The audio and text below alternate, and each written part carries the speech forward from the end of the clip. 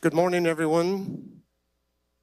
Good morning and welcome to the Tuolumne County Board of Supervisors special meeting amended December 10th, 2024. I have a couple of announcements to make regarding today's scheduling of the meeting, just so everybody's understanding. In the beginning of the agenda, it talks about, the time when we work our lunchtime for the board members and for staff. Looking at the agenda today, if it looks like we can keep going, maybe a little bit into our lunchtime, my intention is to do so, so that we can complete the meeting rather than take a lunch break and come back for one or two items. So I just wanted to let everybody know that. Also, there was a little misstep on the agenda in that if we have a special agenda, then typically we do not do oral communications. But in the past, I've given direction to staff that if we have a lot of items on the agenda, more than just one or two items, it would more qualify for, special, that we would still do oral communications. If you've got any meeting that's outside of the normal schedule does become a special, meeting. So my intention today is to do oral communications, which I'll call for in just a moment, even though it's not shown on the agenda. We also have a little ordering change. Looking at the agenda, as we move through after the consent calendar, we will be moving item number 7, which is regarding the noise ordinance, will come directly after the consent calendar. And then we'll move on to other items on the agenda after that. Probably at that point, we'll roll right into the 10 a.m. So this is just so the public and staff and my fellow board members know how we're going to proceed today. Okay, so I've asked our board clerk, Rachel, to lead us in the pledge.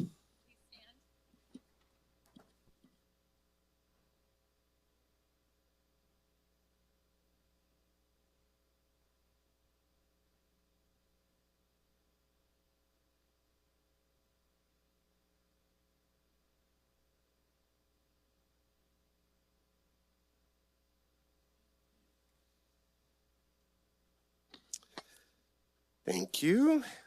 So at this time, as I just described, if anybody would like to speak under oral communications, and I'll kind of run through the normal stuff that I do at every board meeting.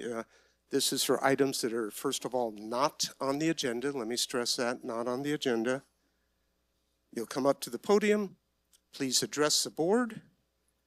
You'll have 3 minutes. After 2, there'll be a tone, and that's your indication that you've got 1 minute left.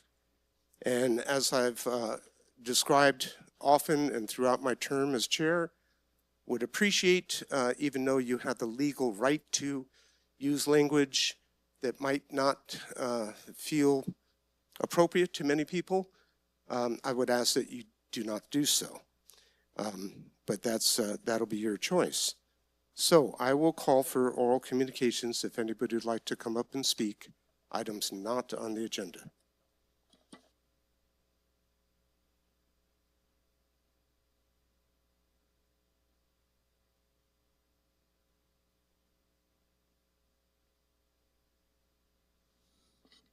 Good morning and welcome. Good morning, and thank you so much for correcting that misstep, because as you know, I was a little hot about that. I think it's important to hear from the public, but it wasn't on the agenda, so I don't have my little list of things I want to go over. So I'll just say, I think it would be interesting to hear what everybody's favorite Christmas carol is and their favorite Christmas movie. And we'll just have something a little light. So my favorite Christmas carol is Away in the Manger, and my favorite movie is Love Actually. Thank you. Thank you and happy holidays. Would anybody else like to speak under oral communications? Okay, Seeing none, I will bring it back and we will move on to consent calendar. And if I could have the clerk please read the consent calendar items. Item number 1, adopting resolution 108-24 and scheduling a public hearing on December 17th, 2024 to revoke zone change RZ 20-002 and the initial study mitigated negative declaration for zone change RZ 20-002 and tentative subdivision map TSM 20-002. Item number 2, adopting resolution 109-24, approving the summary vacation of a public road easement as described in exhibits A and B attached to the resolution. Item number 3, approving the reappointment of Betsy Hertz Younger to the Fire Safety Advisory Committee with a term set to expire 12/31/2026. Okay, thank you. Normally I ask our board members if anybody wants to pull an item before they're read, just to save reading, but there wasn't many items today, so not a big deal. Does any board member wish to pull an item on consent calendar? Okay, seeing none, I will open it up for public comment on the consent calendar. Does anybody have any public comment? Good morning, Board. If I could just speak regarding consent item number 1. I noticed yesterday that corrections I'd previously provided to the department weren't incorporated into the materials that were uploaded to the agenda. So I've provided your board and the public with corrected memo and resolution. It's just correcting dates for the approval and for the filing of the legal challenge and some very minor clarifications that it's a resolution of intention. So just wanted to note that. Thank you. Very good and so noted, and thank you for bringing it to our attention. So with any other public comment before I move forward? Okay, seeing none, I'll bring it back to the board for any comments. Supervisor Campbell. Yeah, I just wanted to highlight the fact that Betsy has been serving on the Fire Safety Advisory Committee for I think the past 2 years, and she's done a phenomenal job advocating for the community, especially with respect to fire insurance. And I wholeheartedly endorse her to continue serving on the Fire Advisory Committee. She's been really, really a good part of the committee. Great, thank you for those comments. Any other board member have comments? I have one. I just wanted to address number 1 is coming back to us. We had made a board decision on this previously. So the parties that were applicant that were moving forward with that project have elected to back off at least for the time being. And so, sometimes that gets a little confusing for people when they're looking at a project that we previously approved. We went through this before on a previous project, so I just wanted to make note of that. And other than that, I will be looking for a motion to approve unless there's comments. If there are no other comments, I'll move to approve. I'll second. So I have motion by Supervisor Half, second by Supervisor Brandon. All those in favor, please say aye. Aye. Any opposed? Any abstain? All right, consent calendar is passed. Okay, so we will move on to item number 7. And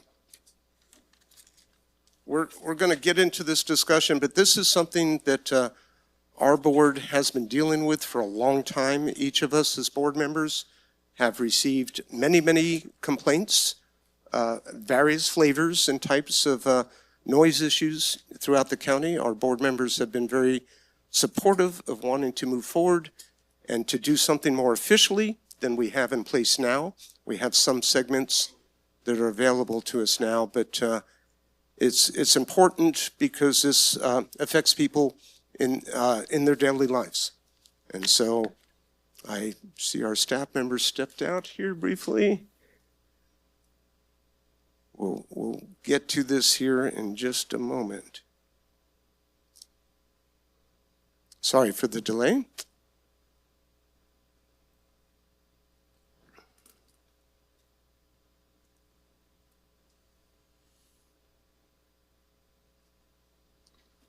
Do we have any technical issues or we're good? Okay. All right. Just please bear with us for a moment while we get this going.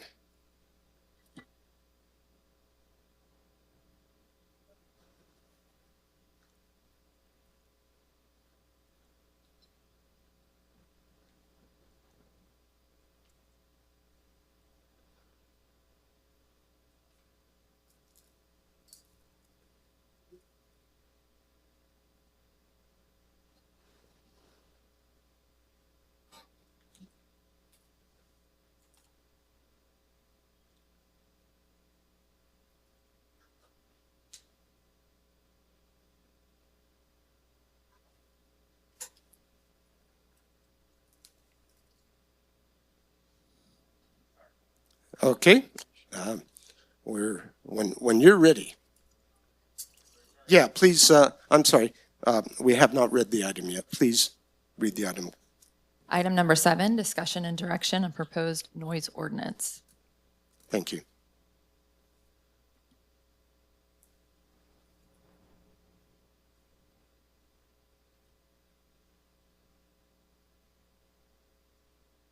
While staff's finishing, getting ready, I'll let everybody know today's discussion on this topic. This is to give direction to staff. We're not making any decisions today on this ordinance, but provide staff with some clarity so that they can move forward and bring it back. And at this point, it's going to end up being most likely resting with the new board coming on in the new year. Thank you. Thank you. Roger Root, good morning, members of the board. Chair, sorry. I actually came in early and put the PowerPoint presentation on the laptop, tested it, and it worked great. Then, of course, I get here and it doesn't work. So today we're just going to have a discussion about the noise ordinance, get some direction, as the chair has said. Back in September, if you may recall, the board asked staff to bring this item back this calendar year. Since the meeting in September, multiple departments, the Sheriff's Office, CDD, Public Works, Animal Control, the CAO's Office, County Council have all met and discussed the possibility of a noise ordinance and what it would contain.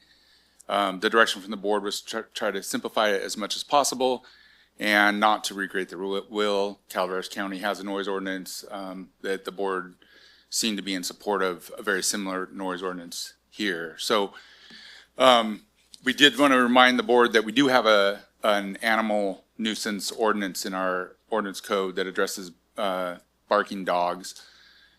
And also remind the board that this noise ordinance was brought to the board in 2008 and 2014. So with that, we had a pretty good meeting.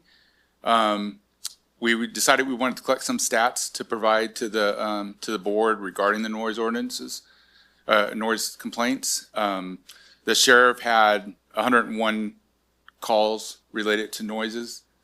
Some of those are barking dogs. Some of those are parties, things of that nature.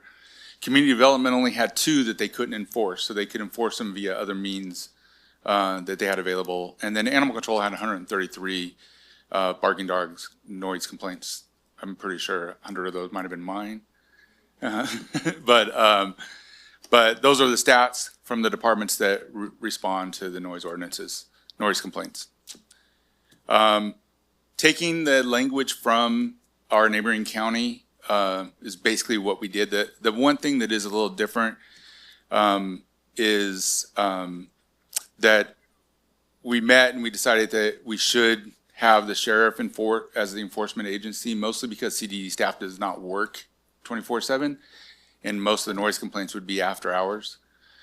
But we also talked about it would be best if it was handled as a civil matter, and it's the same way they do the parking enforcement for the sheriff's office. And so if there's someone who's challenging one of the complaints, before it comes to the board or anything else, it would be handled at the sheriff's office and dealt with to the sheriff's office, which is the way they do the parking enforcement today. So I already mentioned we were looking at neighboring counties' ordinances, and that's where we basically mimicked everything from. If you look at the memo, we are using the exact same exemptions that they had. One thing that did come up is that there are times when Public Works issues permits to do road projects or other construction projects that are outside of those hours. But we feel item number 4 kind of addressed that. So we didn't add an exemption for Public Works projects in our exemptions. So with that, it's a very simple presentation. We just want to get some guidance from the board as to if you feel like the proposed standards, having the sheriff handle it as a civil matter is appropriate, and if you feel like the exemptions meet the needs. And we also wanted to see if the board, if there was anything else that the board would like to see in the noise ordinance that's not included in the memo before we bring the ordinance. Now, timeline, we would not be able to bring a noise ordinance back to the board until probably February timeframe. So we have some time to make some changes if we need to, but today we're just seeking direction from the board. And that's it. All right, so I will look to the board first of all for any board member have questions regarding what we're looking at here today. Supervisor Kirk, go ahead. Tamara, sorry, I would have shot you an email, but I just shot you a text. Do we have, with the short-term rental conversation coming, do we have anything related to noise for this versus that? Morning. Thank you for the question. Tamara Blankenship. Related to short-term rental, we, in the draft that we are currently working on, we have language in there regarding noise. However, if you were to do a noise ordinance, we would defer to the noise ordinance that exists so that we're not worrying about conflicting ordinances or questions regarding enforcement. Okay. That's what we would propose. Of course, that would come to you for your consideration and direction, but that would be my recommendation based on what we've done so far. Since you've been drafting it, I think my question is, so a lot of our, especially in Twin Heart, my district, complaints come from loud neighbors. So was part of the conversation with the short-term rental policy that you're crafting, was there any sort of conversation about, like I brought up a year ago, like a 1, 2, 3 strikes you're out, or some sort of process? Maybe if there wasn't a noise ordinance in place, would that have any sort of bearing on if somebody could operate a short-term rental if they have multiple complaints about noise? Is any of that conversation in the STR policy that you're writing? Yes. I mean, we are having that conversation around short-term rental. The way that it's currently drafted is that there would be limitations on noise, and then continuing to violate the rules of the permit that you hold would mean it could be revoked or not renewed in the future. Okay. If there's a noise ordinance that exists, we could certainly incorporate and use the existing overarching noise ordinance, which I would recommend, and then that would be part of your conditions for holding a permit. And I would say same thing. If you're not upholding the rules of your permit, then it could either be revoked or it could be not renewed when you came up for renewal if you have these multiple complaints. So I think we could certainly integrate an overarching noise ordinance, and that would probably be a much smoother way, I think, to handle it. So the noise ordinance could help that conversation, but it's Absolutely. it's not necessary to complete that. Absolutely. Yeah, I would agree with those statements. Okay. Thank you. The only other 2 questions I have, Roger, could you go to the stats at the beginning? So it looks like the answer is right here. The problem is dogs barking. So we already have a dog ordinance. What is it? The dog animal nuisance barking ordinance, whatever it is. Yep. I see 101. I see 204 calls for animals and 2 for something else. So I know this is our board giving direction. I think the direction needs to be, we have a dog issue, and creating a noise ordinance is just going to give us basically the same return on investment, which is, unless the sheriff has nothing to do, which I know they don't, they're not going to be responding to these, I would assume. So I think for me as a board member, I'm looking at the 133 plus 101 saying that needs to be addressed. I don't see why we're doing a noise ordinance when we're not even enforcing the dog ordinance.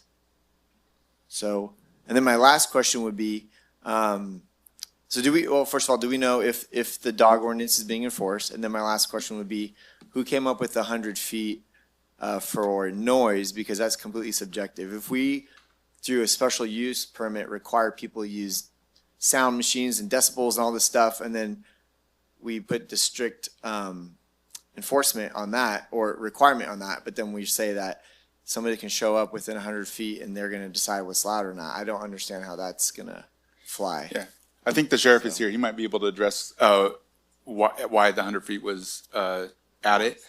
And we did discuss using, tools to measure the sound. And I believe everybody agreed that it's just one more challenge that we would have to face. But I'll let the sheriff speak to it because what he said in the meeting was Sure. right on. Morning, Dave Vasquez, Sheriff, Tuolumne County. The 100 feet, it could be 200 feet, could be 250 feet. I'm just going to echo the same thing that I said the last time I was up here when we discussed noise, is that it needs to be something that is sort of a general intent. If there is loud music, you have to have a mechanism to measure what's going to make it unreasonable. And I think it's not just the distance, whatever that the board chooses that to be, if that is one of the factors, but also the times. And I don't know if Roger said it, but I think one of the things I said was if you can mirror the penal code somewhat, that gives you a baseline on where to start from, that might be helpful, right? And I believe the hours were either 10 to 6 or 10 to 7. I'm not sure what was written down. But so it would be, you would have to have two of those things, essentially. And I will add a little bit on what Tamara had said. She did have a conversation with me about the noise related to short-term rental. My position, still the same, was I didn't want to support any type of rule, regulation, law, code, ordinance that wouldn't be applied equally across the entire community, since we know that these things can affect all districts and all different kinds. So not that I'm saying I think it should be 100 feet, but I'm just saying however you decide to use your scope of authority, there should be something that makes it simple to identify a violation. That there was unreasonable noise, and that it was a combination of the hours, whether that was hours of darkness or some specific distance, all which I think are within your jurisdiction to make those decisions. So I'm not saying it should be 50, 100, or 250. I'm just saying there should be a combination that allows a deputy who's going to arrive somewhere to utilize their discretion. And again, just because it's an ordinance doesn't mean that it won't be prioritized according to priority calls for service. It doesn't mean that everybody that gets a noise complaint called on them is going to get a citation. It simply means that we will respond to these calls for service in the priority that they are received, and that the deputies will utilize their discretion the same way they would with anyone. Okay, hold on. I'm sorry, go ahead, over. I wanted to add to that because the other concern about the distance and why a distance is chosen, and again, as the sheriff said, any distance can be chosen. The concern is to make this as simple as possible, meaning not using any type of measuring device for decibels. And if you want to, make it a more complex ordinance where we don't use a distance, but then we are using decibel levels, I think that the internal staff would want to have another conversation about would it be appropriate for the sheriff to then be the enforcement officer on this particular ordinance. Okay, thank you for that. And let me remind the board, right at this point, we're asking questions. Please don't stray from that. We'll do our questions, we'll go out for public comment, we'll come back with board comments. Okay, so Supervisor Campbell, go ahead. Yeah, and thank you for that, Sheriff. Yes, sir. I think that is paramount in this, that we don't want to have deputies out there with, a ruler and a decibel meter every time they get one of these calls. But the question I do have, purely hypothetical, if there was a situation where you had a rooster farm, so where you raise roosters for whatever purpose that they're raised, and that is within a residential community, do we need to make a carve out for that particular element? Because there is precedent for that in other counties where they actually target roosters. Because if you've grown up on a farm like I did, roosters start crowing early in the morning and late at night. And if you get many of them in the same area, they start crowing at each other. And it's nonstop. This has happened in our community before, where this situation has arisen. And would the noise ordinance that we're talking about now preclude that, or do we need a specific carve out for roosters? Because we don't want to prevent all agriculture. It's a rural county. but that one in particular has very negative effects on the community. Would that apply in this case, or do we need to go further and include that? That's a great question. I think Chris actually, or, I'll answer it. I'll you'll answer it. Okay. We would need to have a carve out for it because right now the exemptions that are listed, again, they come from the Calaveras County ordinance. They include an agricultural exemption. And so if you want to specifically address roosters, we would want to carve out so that it's very clear that that noise is prohibited during the period of time recommended in the draft, in the framework. All righty. Supervisor Heth. Yeah, thank you. And to tag on to that question, Sarah, would this be something we would decide today, or is this, we're trying to keep it simple, and I understand that. Would this be something that the new board would be deciding? Well, what we're asking for today is for your board to provide us enough direction to actually draft an ordinance. So if that's something you're interested in, a carve out for the roosters, then yes, we would need that direction. But ultimately, the new board will be making the final decision because this will come back to them as a first reading, a second reading, and they will make the decision. Oh, I had one other question about this. You didn't mention a time period. Was this since September, or is this all year? What is Yes, this? sorry, this is the last 12 months. The last 12 months? Last 12 months. Okay, thank you. Supervisor Brandon. Great, thank you. One question for the sheriff, wanted to ask with it, is just in terms of enforcement. So, and I'm just struggling with the 100 feet thing, because if we're not measuring that, we're kind of eyeballing it. It's the same thing as if we're hearing a noise complaint, we're earballing it, yeah, right? I mean, we're at some level not measuring one of them.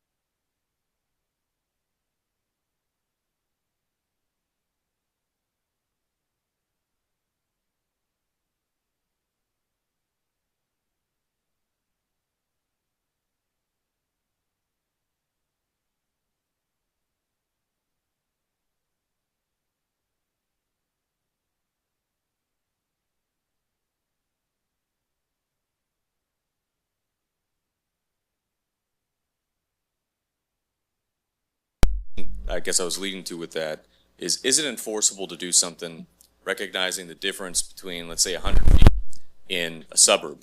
100 feet is right into the middle of somebody's house potentially, right? Sure. Or further. Whereas you look at any of the properties might be on an acre or two. 100 feet is well within their property and it, you know, might not carry that. It's really, it seems like it's at their neighbor's property. Is this, or structure, is this something that is disruptive? Is that an enforceable standard? Somebody calls it out, a deputy's able to go see from their property, their structure, is it at that level? Which could be 20 feet, and it could be, you know, a quarter mile, but they have a valley that kind of carries it, and it's very loud. Sure, and I think that, again, that's where the discretion comes in. Yeah. And there's often times where deputies have to make unpopular decisions where they have to look constituents in the eyes and say, listen, I don't see this as being unreasonable right now. Here's what I'm hearing. Here's the situation. This is the circumstances. And we tell those people face to face what our course of action will be. And there's a complaint process for that because sometimes they're unhappy. Sometimes they understand that. But Well, Sheriff, again, I'm only worried about the 100 feet, No, for limiting that discretion, because Yep. if we put that number down and then they come in and say, you know, you're 20 feet away, it's way too loud, the guy says, well, you know what? I'm not 100 feet, you know, away or whatever, or something like that, I guess it wouldn't really apply with it. Be closer, be louder. yeah, so I'm a little confused because if it was closer, then obviously you would be. Yeah. closer Or with say, it. sorry, the opposite of that. If they're further than 100 feet away, but it is objectively loud, Sure. you know, then we end up back into the public nuisance criminal codes. So if we put a number on that, and I know this is recommended with council to have that, to be more specific, but in terms of enforcement, is that limiting? Would it be better to leave it that it is that same civil infraction, but for an unreasonable sound, say at somebody's structure, not specific to feet, not specific to decibels? I don't know that it's better or not. I think that the real question is, what are we trying to achieve with the ordinance, right? That we can't achieve with the penal code. Right. And I think that you are receiving calls, you know, however you're receiving them from the constituents. Yes, I get some calls also. I will tell you that noise is not at all even in the top 5 of the most calls that I get. That's Right. just my reality, but I also know that you're experiencing that differently. For me, and the reason why you see sheriff's office on here as us being willing to enforce is because, like I've said before, there's not a law or a code that's going to exist that we won't at some point need to utilize to improve quality of life or protect the community. It would be irresponsible to say we're not enforcing anything. No, we will bring our discretion and we will utilize objective reasonableness for each situation. So whether it's better or not, I really don't know what the answer is, because I think that could apply to just about any code that exists. I think it's about what we're trying to accomplish, taking into consideration the dynamics of our neighborhoods, where this code would be enforced if a situation dictated. And I leave that to the realm of creating the legislation that we're talking about right now. But again, just because it's written in that code, it does not mean that it's an automatic, somebody's gonna get a ticket. We will bring discretion to everything, which I know you all appreciate that. Great. Thank you, Sheriff. Yes. Mike. Oh, I'm sorry. Okay, if I could just respond. I think that having some sort of measurement is important, because if you know, your board would be adopting this pursuant to your police powers, that means folks have a right to due process, to appeal. And we're looking at, like, what is an objective standard that they can understand when it's violated, when it's not. Evidentiary purposes, not just for the sheriff's office, but for also the folks in the community who need to know, are they complying with the code or not? So again, if we're not going to go down the road of using some sort of measurement tool, there needs to be some sort of objective standard, and not just like it's loud, because that's not going to withstand scrutiny if this goes to court. If someone gets a citation, they appeal it, it goes to court, that type of ordinance would be vague, Right. And would not be lawful. So that's why we recommend some standard. And again, it's totally up to your board what that distance is, what makes sense. And I hear you about residential with a smaller density versus, you know, larger parcels. So that might be something that we need to contemplate more internally as staff, but we would definitely recommend some sort of standard. And I'm okay So- with it right now. I did have a couple more questions for Roger. Okay, but just to touch on this issue, right, we're providing direction. I think we've, by our questions and the nature and responses from the sheriff, county counsel's office, we're not trying to figure out distances and stuff today, but obviously, this is a concern to have something that's quantifiable. And so that, you know, let's just look at that and allow staff to come back with recommendations based on hearing, you know, these questions. Go ahead with your additional questions. And thank you, Sheriff. I wanted to ask about permitted events as well. It talks about some of the businesses in that, but that wasn't something included. Say if there's a street event or a farmer's market, they're already going through a permitting process. It talked about land permits. It didn't talk about temporary event permits. Since that's an approved process, I thought that that's something that should be in there, unless I just happened to miss it when I was reading over the exemptions. It didn't really seem to fit any of those categories. Yeah, it's not in there, but I think Yeah. it's something we can address. Yeah, and I think 8 sort of gets to that I point, was so just gonna suggest that's how 8. I would read it. Great. And then the next thing too was asking about, we have existing rules on commercial outdoor music, amplified music, bars, stuff like that within, I think, 500 feet of a residential space. We do have at least recognized somewhat non-conforming uses to that, or ones that have not been enforced. What I would want to avoid is coming in and saying, well, what we've allowed when it comes to a business within an area no longer exists. And this is very common in Columbia and Jamestown, where pretty much every business is within 500 feet of a residence, partly because it's mixed use in some of the areas in Jamestown. So only to say that pre-existing, commercial outdoor stuff in line with that ordinance, I would recommend that we also exempt that. It's again, not part of like the land use authority with the building, which is in there. Number 9 on the exemption, legal non-conforming and industrial uses that do not significantly change in activities or hours. That's what you're getting at. That's part of the exemption list. So that's Right. Okay. I think there's some where it's not necessarily within the land use. It's more of it's been grandfathered in type of thing. And so it's not allowed in the base zoning. I don't know if that would still count as. I think that's still that considered a legal non-conforming Okay. or industrial use. That's all my questions. Thank Okay. you. All right. I don't have any questions at this point. Supervisor Gert had a question about the enforcement of the dog, the current animal nuisance, and I know that Sean's here from Animal Control, and she probably can address this question. Perhaps Supervisor Kirk could restate his question so that we're refreshed. Yes, please. We have a big problem, obviously, with dogs barking. Yes. So, and we have an ordinance on the book, so how is that going? So, the ordinance is, it's written, we can write a citation after 30 minutes of consecutive barking, basically. Write a citation, to that person, for their dog barking, at which I believe the court would determine the fine that they would receive, once the citation goes to court and all of that. So we don't have the staff really to do a whole lot of park and listening with all of the other public safety issues, and those sorts of more high priority calls that we receive. So generally we just go out and educate when we get these calls. We knock on the door, say, hey, we received a complaint about your dog barking on this date at this time. Can you please do something about that? Usually people are very receptive to it. We do occasionally have bigger issues where we have to kind of go in and do, I guess, a little bit more education, but I've never had an instance where we'd have to impound a dog or actually write somebody a citation. Maybe once or twice in like the last 7 years have we ever actually written a ticket to somebody for that much barking. So usually we are able to resolve it with education. So in summary, those 133 calls, you guys can usually go out and educate. You don't need to give a citation. You don't need to enforce the ordinance. You're good to go. Usually, yeah, there's very few citations that we write. I don't think we've written one in the last year or so for barking.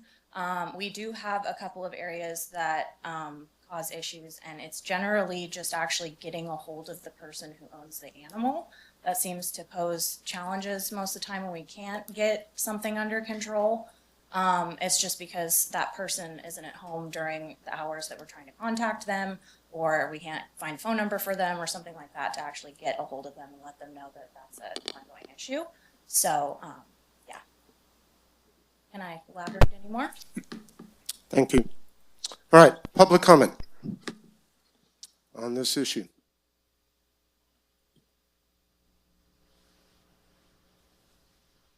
Morning, members of the board.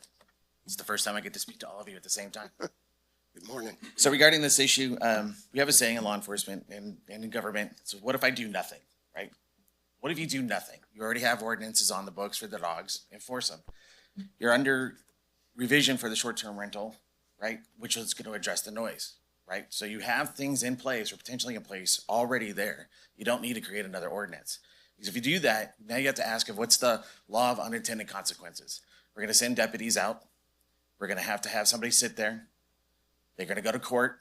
You're going to have to determine whether it is 100 feet or not 100 feet. Have to take into consideration atmospheric, because where I live, there's two Pyrenees that live half a mile down the road and they bark all night long because that's their job. They're protecting the livestock. I have goats. Come 5 a.m., they're sounding off. My neighbors know it's 5 a.m. because my goats want to get out of their pens and they want to get fed. So I think it's important to just sometimes pump the brakes, maybe not take any action for right now, use and enforce the rules you already have on the books, and then come back and then reassess. Thank you. Additional public comments, and welcome. So I have a couple concerns from when I read the ordinance. One is, at least the way I interpret it, it says amplified noise only. So I think that would eliminate a number of things in the ordinance. One is dogs, and I'm hopeful my dog stays quiet. She's coming up to that adolescent age.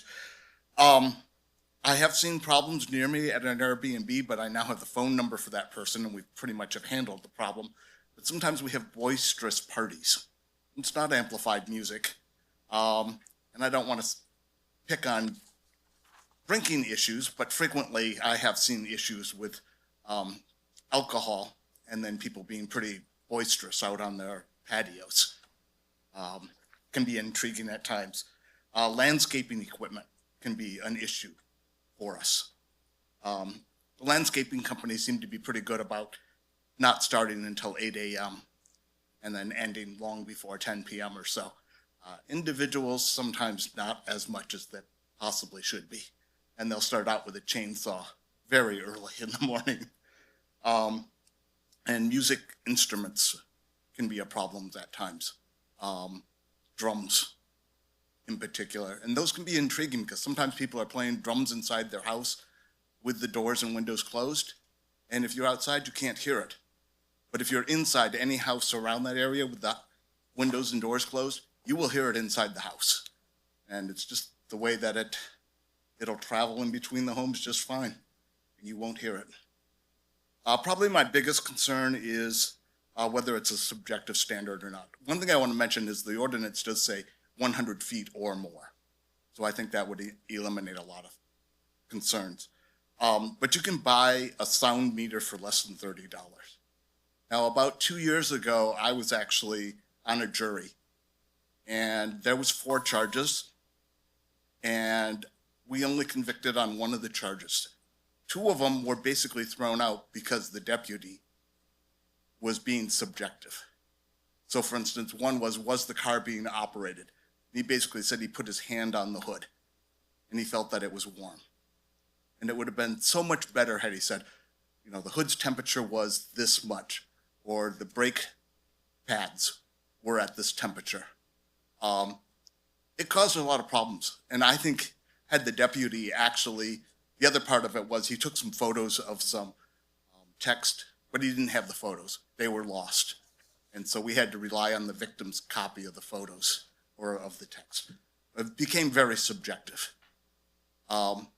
We probably wouldn't have had to sit on the jury and spend half a day there had the deputy actually done his job, in my opinion, and used objective standards. I'd like to really see an objective standard. Okay, I think my time's up. Thank you. Additional public comment.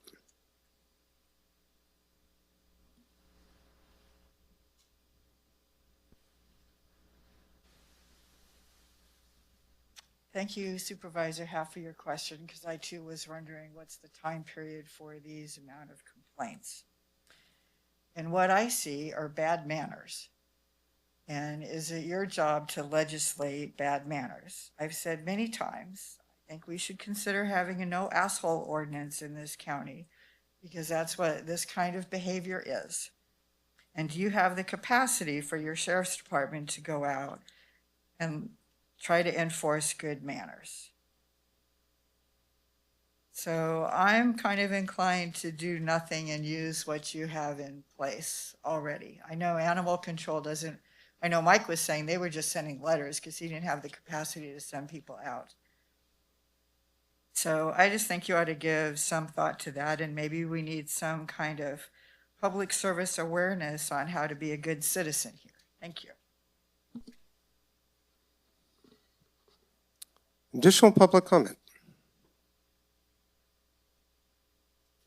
Okay, I'm going to bring it back to the board. I'm going to make one comment to begin with, because it's kind of gone back and forth here, is that Supervisor Kirk, yes, obviously the stats are showing a very large amount of barking dogs. However, that's because there was no ordinance covering other areas, right? And so just because these current stats for the last 12 months are there, doesn't mean that if an ordinance was in place, that the stats could change substantially in other ways. And I know that I believe most of our board, myself included, has received a multitude of complaints of all flavors in many different areas. So I've got a couple other comments. One of them is the distancing. Again, we're providing direction today on to look at this, and for staff to look at ways to craft the ordinance. Is going to come back to the next board and how they'll deal with it. The sheriff's office, the sheriff, you were quite correct, right? We completely, we rely on the integrity of your officers when they go out and they're faced with all these different circumstances. And so that they do interpretation and try and sort it out and to the best manner as possible. And we heard some discussion from about short-term rentals, including, referring back to an ordinance that, that the county has. So, and we've seen a lot of complaints and issues with short-term rentals. So that said, Supervisor Haff, go ahead. Thank you.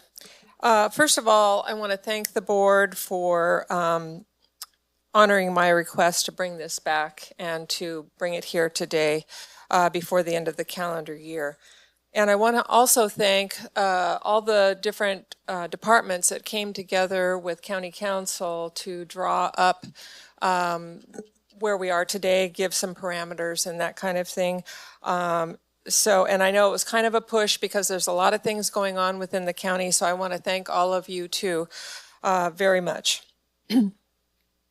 I want to say something that you've probably heard from Supervisor Kirk quite a bit, and that's, the KISS principle, but I say it a little differently. I say, keep it simple, sweetheart.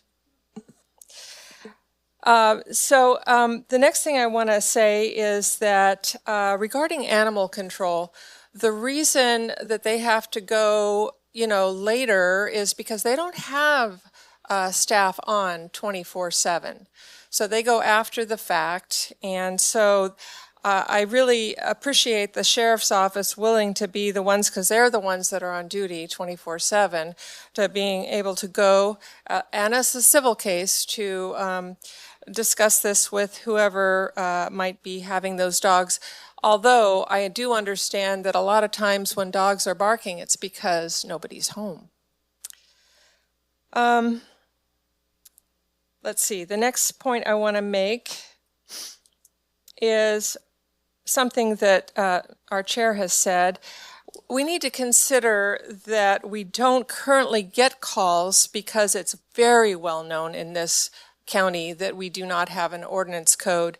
And I want to remind the board and the public some of my experience when we didn't have sheriffs that were regularly patrolling up in the Groveland area. Yeah, we didn't get calls because everybody knew they weren't going to get answered, or if they did, it would take maybe 45 minutes to an hour, so they just quit calling.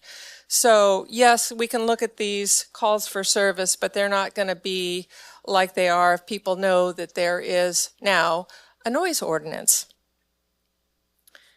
And with all due respect to the supervisor-elect, if we do nothing, we already know the result. It's what we have right now.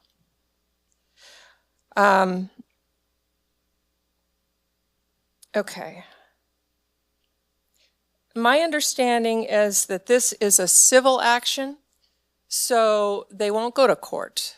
They will go, if they're handed a citation and they don't like it, I would think that their first recourse would be to go to the sheriff's office and or to write to the sheriff and explain their case. And then possibly it would come to the Board of Supervisors. It wouldn't go to court. That's my understanding, and please correct me if I'm wrong, or that's what we're going to be deciding. So anyway, I just wanted to make that point. And I am fine with just about everything in the way that it's written, for two exceptions. Number 12, the fairgrounds are within the jurisdiction of the city of Sonora, so I think we can strike that.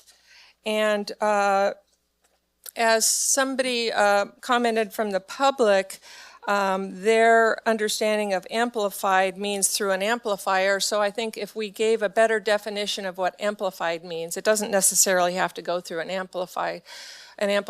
I could raise my voice without a microphone, and that would be amplified. So we just need to get in the ordinance when you come to writing it. Hopefully we'll do that. And those are my suggestions. Thank you. Additional board comments? Supervisor Brandon, go ahead. Great, thank you. So just a few notes on this. These numbers, I think, they're accurate to what we've had in 12 months, but restating the same, I think folks no longer call in. Also, there's folks that reach out to us, which then do not reach out to law enforcement. And I've had calls that have been referred out there, and they've said at the dispatch level, it was basically not dispatched out. They said, well, we don't have a noise control ordinance. This is something we cannot do. So I think this is probably a lot higher. I know it's a lot higher than what we're looking at here. There's not many short-term rentals in my district, probably the lowest of any of the districts, I think, in it. But there's many other types of noise complaints that do not fall into the dog kennel ordinance, that don't fall into just the very limited construction permit one. It comes up over and over. Just say that it's not an accident. This is the third, at least in recent memory, iteration that's come forward every 3 or 4 years, is because there is this missing gap. To go to that next level where it doesn't fit it, you're immediately jumping into something criminal that is much more severe and difficult and contentious, and put some stress at least on the court system. This is creating a non-criminal standard. So while it is a new ordinance, I think we're looking at something that is actually a more nimble, low impact, lower level tool to be able to address some of these issues. And driving around now over 4 years, I can name the spots of folks calling about weird. I mean, it's not just traditionally, it's a squawker owl to scare away birds from their tree that ends up with a short circuit, and it goes 24/7 in a neighborhood in my district next to these houses. And, the parents and the kids, basically, they can't sleep. But the lady says, I can't hear it, so it's not something. And will not accept that it's objectively very loud. Or looking at parties that are happening 3 a.m. in a neighborhood, or doing a band practice. Somebody says, I have to be up at 5 a.m. I work in construction, I work in timber. This is affecting my job performance. We know that this stuff has health impacts. So, these things do come up. It is a very constant thing. It's not trying to be a nanny level with it. I do trust our officers with the discretion to handle these cases, but I want to make sure there's the tool. So when you go in, hopefully it's for the folks that they're willing to listen to it, but that we're not going to at this point where everybody again goes back to, well, we don't have a noise ordinance, and that the deputies might think, oh, well, we don't have a noise ordinance and this doesn't rise to a criminal level. And, having this kind of full spectrum of ability to respond. I only wanted to highlight for my district, this does, as we have in particular, it exempts ag, mining, federal land stuff, legal gun uses, including the gun club. All of those I think are well covered. I would recommend adding in the permitted events as one of the exemptions. I do support adding the roosters. Again, not probably the biggest, widest county issue, but to the few that have that, we got a little tiny one named Napoleon in our neighborhood. Luckily, he's like about this big, so he's not very loud. Napoleon likes to go off at 3 a.m. If he was a larger kind of non-dwarf rooster there, that'd be something that would greatly disturb a lot of folks in the neighborhood. I can imagine if they had more than one too. I I also agree that it should be with the sheriff's office. I'm fine with almost all of the ordinance. I think that's great. I would only do one thing, which is to expand the hours on weekends. I think 10 p.m. is a little bit early when it comes to a Friday or Saturday night in particular. So looking at that, maybe 12 or 1. Other than that, I think keeping it as close as we can to the Calaveras model. Sounds like we are developing our own ordinance. I would have been fine with adopting basically what they have, and then we'll just see how it goes. If we are going through the process of amending that, then those are some of the specific things that I'd like to see in it. I support us bringing this back. I hope that, I had people even calling me last night talking about this. One of the guys, he's a gun club range trainer. And then we talked about the gun club and all that. We talked about his property and how he deals with these things. And over and over, I've called in, I've tried to get this addressed. Nobody will do anything. They say we don't have a noise ordinance. You said that, the previous supervisor said that, multiple sheriffs have said that, dispatch said that, code compliance said that, and then they just give up and they're so frustrated. And he said, look, I've got these things that create a lot of noise. I'm happy there's exemptions for these legitimate uses. I'm not going to go run a chainsaw in my little neighborhood at 5 a.m., 7 a.m. That's totally reasonable. Nobody should be doing that at 5 a.m. to their neighbors. So what I think Carol said, saying, you're being an asshole, basically, as a neighbor. We can't outlaw that lack of respect, but what we can do is try and mitigate the negative behaviors. And this is talking about the 0.1% most severe type cases where the neighbor option, talking to him is not working. Anyway, I'm in support of that. I would recommend, again, adding the roosters, expanding the weekend hours, and adding the permitted events as an exemption. I'd request the board to support that as well. Supervisor Campbell. Yeah, thank you, Chair, and I'm glad we're discussing this. I agree completely with Supervisor Brandon's statement that this has come up just about every 2 years, and there's a reason for that.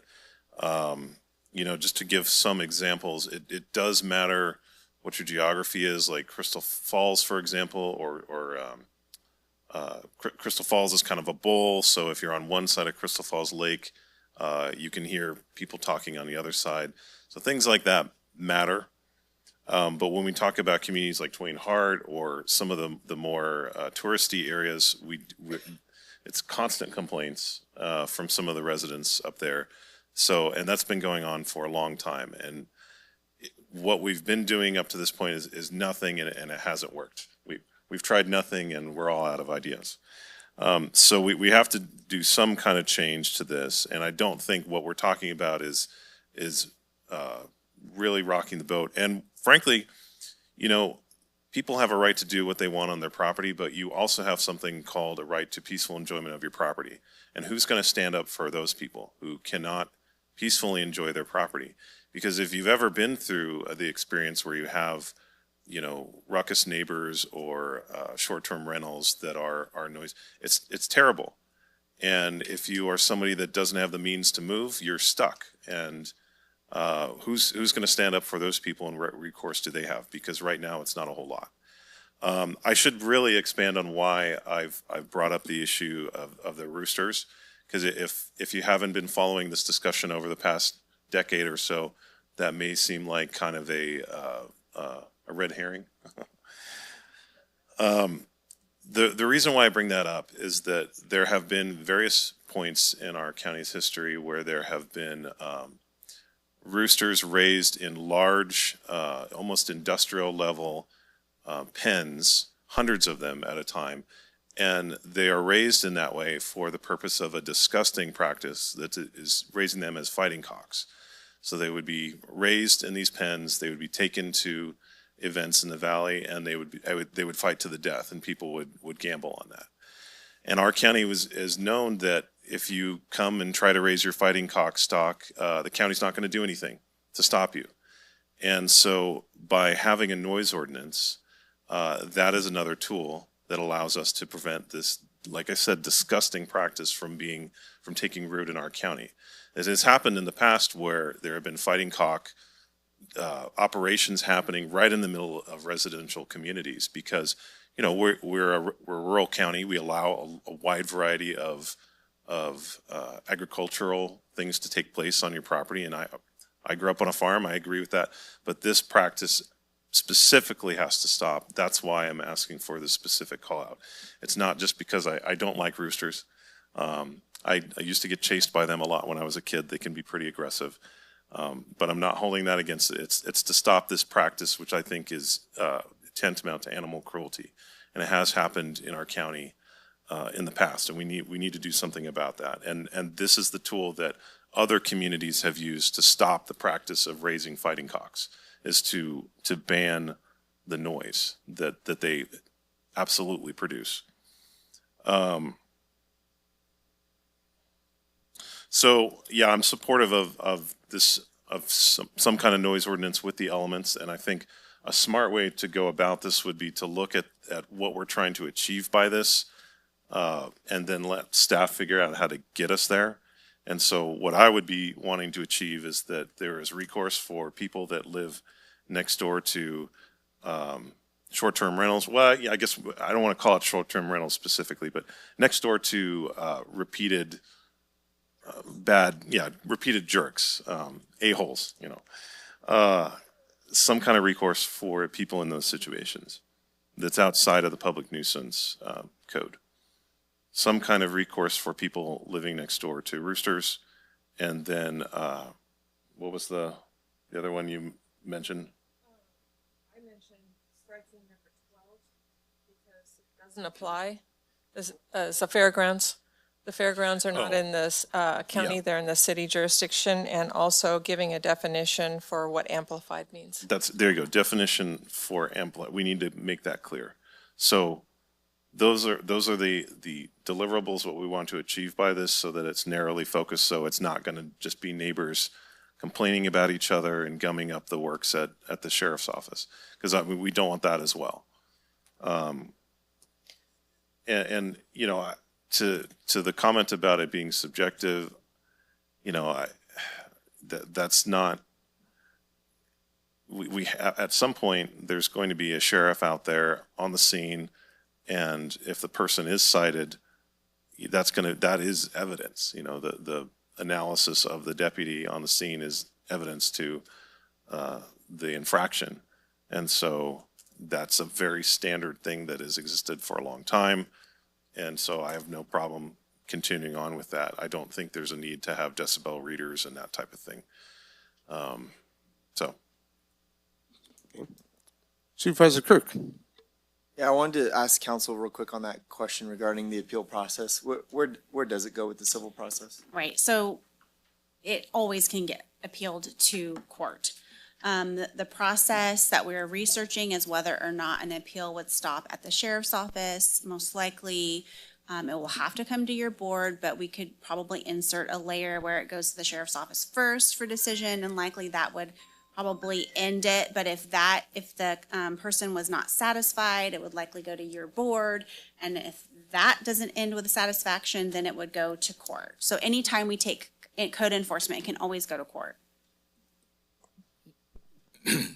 Dave Vasquez, Sheriff, Tuolumne County again. I would just recommend, and this is a comment that I shared in one of the meetings, that if my office is going to take the lead on this and be running these operations 24/7, which seems to be instrumental in that, my recommendation would be that if our deputy sheriffs are out inciting individuals for these offenses, should it become necessary, that appeals process rest within my office. And if my designee makes a decision to not uphold an appeal, then it would need to go to the courts. And that's what we're researching. We're not so sure that that is lawful, because people have to exhaust their administrative remedies. And generally the way they do that, when the board is adopting something, and it's different from the vehicle code with parking, because parking has a separate statute in the vehicle code that allows your agency to be the final decision maker. That's not necessarily true when it comes to this type of ordinance. So we're still researching that part, and if it's legal and lawful, we'll absolutely insert that. If it's not, we're going to recommend that the final arbiter goes to the court, because again, people have to exhaust administrative remedies before they can go to court. Okay. All right. So, no. No, you were. I'll make my comments real quick. So I work in law enforcement. I deal with hundreds of appeals a year in my specific division. I'm telling you right now, it makes zeros. If it gets appealed, it's not going to stand because you can't, a CHP officer doesn't pull you over and say, you're going too fast. You say, well, sir, how fast was I actually going? Well, I don't know because I didn't have a tool to measure it, but I could tell you were going way too fast. So you can't show up. You can't say you're being too loud. You can't say it was measured. It's gonna fall flat on its face when it goes before the court, when it goes before the board. Maybe not. I don't know. With this board is creating this very rule which would allow it, so maybe not. But the problem I have with creating an ordinance is what are we trying to accomplish? And if we already have a barking dog ordinance where we don't have the resources to really handle it, but we are good at education.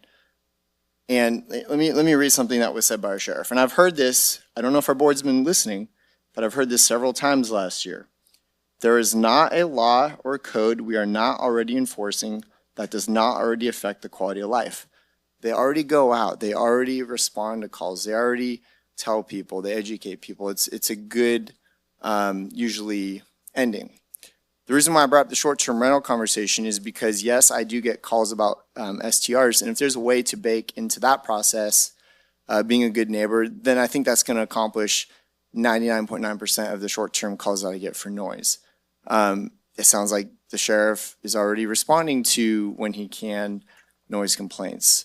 It sounds like we have an animal process where they're responding when they can, and there's some progress. We are never going to 100% solve this problem or issue, but I'm big on, if we're going to create an ordinance and spend lots of time and effort, and you're doing it, we got to be able to enforce it, and at the end of the day, we got to be able to defend it. We definitely cannot defend it. Let's see here. I think at the end of the day, at the end of the day, you guys, I get it because I have STRs in my district. It is one of the main complaints during the summer. But again, with the short-term rental conversation coming, with what we already have going on, I think that is a proper way to go. I'm not going to go along with this noise ordinance. I would consider it maybe a couple of years after the STR, whatever that is going to look like when that comes into play. If that doesn't address the issues quite a bit, then at that point I would maybe reconsider it just for that. But based on everything I'm hearing, this is indefensible if it gets appealed. So. And then the other reasons I listed. So, but I appreciate everybody's input. I know we all have issues within our districts and we're trying to solve them, but not all things are completely solvable. And David, to your comment about the calls, you won't be here when they go up, but the calls for service will explode because people are going to think that now that we have an ordinance, we're going to be enforcing it, but it's just going to be just like the dog thing. We're not going to be enforcing anything unless the sheriff's office has nothing to do. They have a lot to do. They got fentanyl.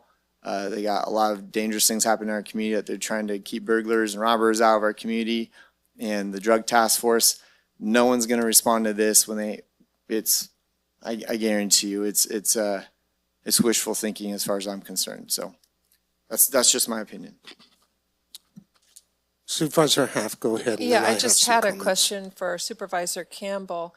In the spirit of keeping this ordinance simple, might it be more advantageous rather than singling out roosters? And I hear you on the disgusting practice of cockfighting and all that kind of stuff, but might it be better to just make it any loud animals in the middle of the night? I mean, I could see donkeys braying, and being pent up and just braying all night. I mean, it could be any animal.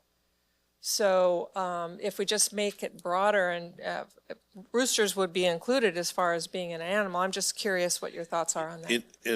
And that's a great question. In discussing it with council and with staff over the years, really, it's actually easier to narrowly define it.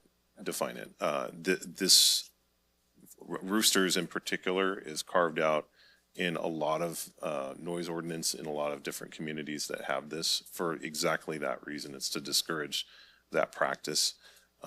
So my understanding is that making it specific to that one area is easier than making it more broad.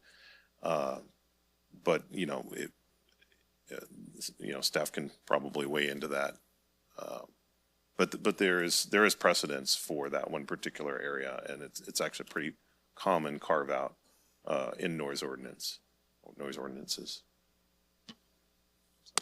Supervisor Brandner, go ahead. Great, thank you. I just wanted to address, I know where you're coming from, Supervisor Kirk, but, looking at it, as I mentioned, up the hill, there's a lot more short-term rentals. They're causing noise issues. I do not have that many short-term rentals in my district. I do not have many noise issues from them. But I have a lot of noise issues that come from other things which don't exist up the hill.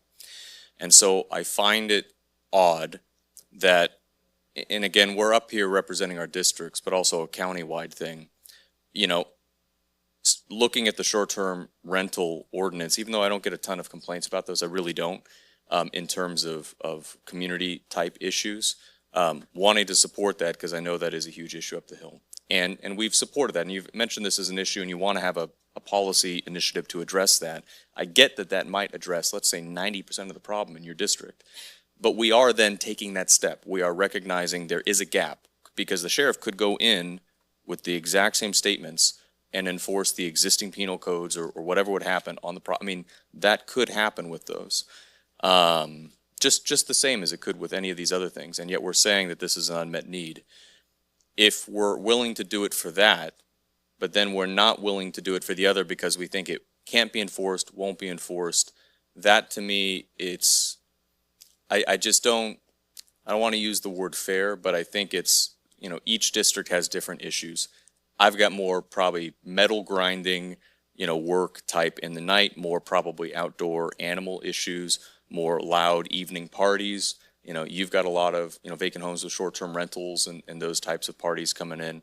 It's just different issues. So I would hope you just consider that you're willing to address it for something that is the biggest issue in your neighborhood. This gives me the tool, or us, but, to say that we're able to then have a tool to address the biggest issues in my district. And if those are not activities that happen a lot up the hill, then it probably won't, cause much of a negative effect either. Between, 7 a.m. and 10, everything's fine, so. No, I hear you, and I appreciate the conversation. I'm not using this as a tool because, like I said, it's going to come through the short-term ordinance conversation. But I want to reiterate and I don't want to put words in Sheriff's mouth if he wants to clarify it, but he said that when they do get calls for loud noises or things going on, they do respond. So what, now we're going to respond and say, well, now we have an ordinance, now you're going to get a citation, and when you appeal it, it's not going to stand because there's no way to measure it. I'm just saying I think that's what I'm trying to this say. isn't happening. Why create something that has no standing? This isn't happening through the short-term rental ordinance. It's only, I know for you, again, the noise is very tied to the STR. And I recognize that. Forget the STR. This is not the ordinance STR. On its face value has zero standing. So why put deputies, why put our staff, why put the court system through an appeal process at the end of the day is going to have zero standing? It's a small community. As soon as that word gets out, it's already out because I'm saying it, it's not going to have any standing. You can't show up. I trust that deputies, we all have common sense. Hey, you're being too loud, quiet down. 99% of the time, it sounds like people are going to quiet down. But for the a-hole that we're all talking about, he's going to appeal it. He's going to win it because you can't subjectively say this is 100 feet. This is how loud it is without testing it. And at the end of the day, if we're getting 99% success rate with deputies going out right now and saying, can you keep it down? Just keep doing that. We're just not creating this whole, I feel like, smoke screen of an ordinance that has zero standing. Give me standing and it would be much better. You're going pretty far down the line of hypothetical situation of if we do this, then people will do that. And I don't really see that as my role. This has been an issue for a decade, as long as I've been on the board, and you too.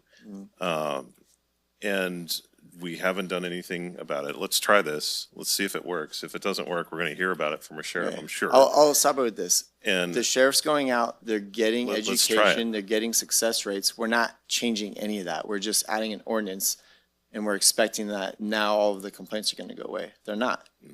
We're still going to get success rate, Yeah, but whether you're or not saying we that have. it's I'm just trying to be been realist. successful when it. I think long and hard about spending time and energy. This to me seems like a waste of time. Well, But here, so- they call into us. I've had this happen multiple times where I've referred them to the sheriffs to say, maybe this fits under animal control, fits under the sheriff's office. Dispatch of the deputies say, oh, well, we don't have a noise control ordinance. That's also Sure. for the folks that don't choose to call in. Again, and maybe the sheriff can answer this. If we put this in place, is this something that provides an additional tool in enforcement? I mean, do you think this will make a difference or not And- into what you already existing do? And let me respond to that real quick. And I'm not trying to school you, but working in a prison with people who want to kill you kind of makes you learn people. People will call you and tell you just about anything that they want you to hear to justify their story. Most of the time, when I've called the sheriff with stories like that, it's not the case. So I usually push back on constituents. I dig a little deeper. I get times, I get dates, I get who did you call? And usually when I ask that, they go away. Very few and far do I actually get people who come forward with some facts. And when I do, I usually run it by the appropriate people. There's two sides of the story, but we get it handled. So I'm just saying, yeah, when I first got elected, I have people call me about 10 times a day. Now it's maybe once a day because I've cut out a lot of the shenanigans, I guess you could say. I'll leave it at that. Do you have a brief clarification you can state about I'm only standing here because I enforcement? thought I heard somebody say they had a question. Yeah, Well- no, I heard, will this give you the tool you need to enforce? Will this assist beyond what we currently do? Because I think that is just the root issue here. We have a current, as you mentioned, state codes of what can be enforced. You have deputies that can respond. Is adding this ordinance likely to end up basically helping to address this issue and be a useful tool? Or is this something that is not, adding? I'm going to give you the academic answer to that. Maybe. Maybe. Yeah, I think that it sounds like there's some concerns with the appeals process. Sounds like there's some concerns as whether this is civil. Supervisors are bringing up valid concerns. They're all concerns that we've talked about in our meetings prior to being here in the public. You can always make it criminal. If we're concerned about what the repercussions are, that's always an option. It's obviously a different option, but it's one that I would recommend that the conversation go there if you see fit, because it sounds like there's some concerns there in both those arenas. Again, my biggest concern is with the appeals process and what that looks like. The scope of authority that comes with being the sheriff as opposed to what appeals process looks like going to the courts Right. versus coming to the local board. That is a concern for me just based on the California Constitution. So looking at what that looks like, perhaps there's a bigger conversation. It could be helpful. And again, there isn't an ordinance that's on the books right now that we will not look at, utilize, given the totality of the circumstances of whatever it is that we're dealing with, but it will be dealt with by priority. Right? And so I hear all the concerns, and the answer is possibly. Possibly. And to the chair's point, we're giving direction today too on, I think, Yeah, so- developing those details. I was going to say, we've had this discussion many times over the years, and I think we could probably land the plane. Because what we're looking at is requests for direction from staff on a set specific criteria. I think all of us have kind of weighed in on that. Where are you at in terms of the feedback you've received? Well, I've got pretty clear direction. I think everybody, the majority of the board supported moving forward with an ordinance, adding definition for amplified, adding noise, adding the piece for the roosters. We'll talk about and look at the expansion. I only heard from Supervisor Brandon about the hours for the weekends, but we can talk about that some more. I do know that I did look at some other counties, and I did see a couple that had exclusions for roosters, or had defined for roosters added. And I also street permits too, Yeah. approved street events. or Yeah, and I think we're going to events. cover that in a different area. I have it down also, but the other thing that that I wanted to just kind of remind the board, our direction was to try to keep it simple. The approach and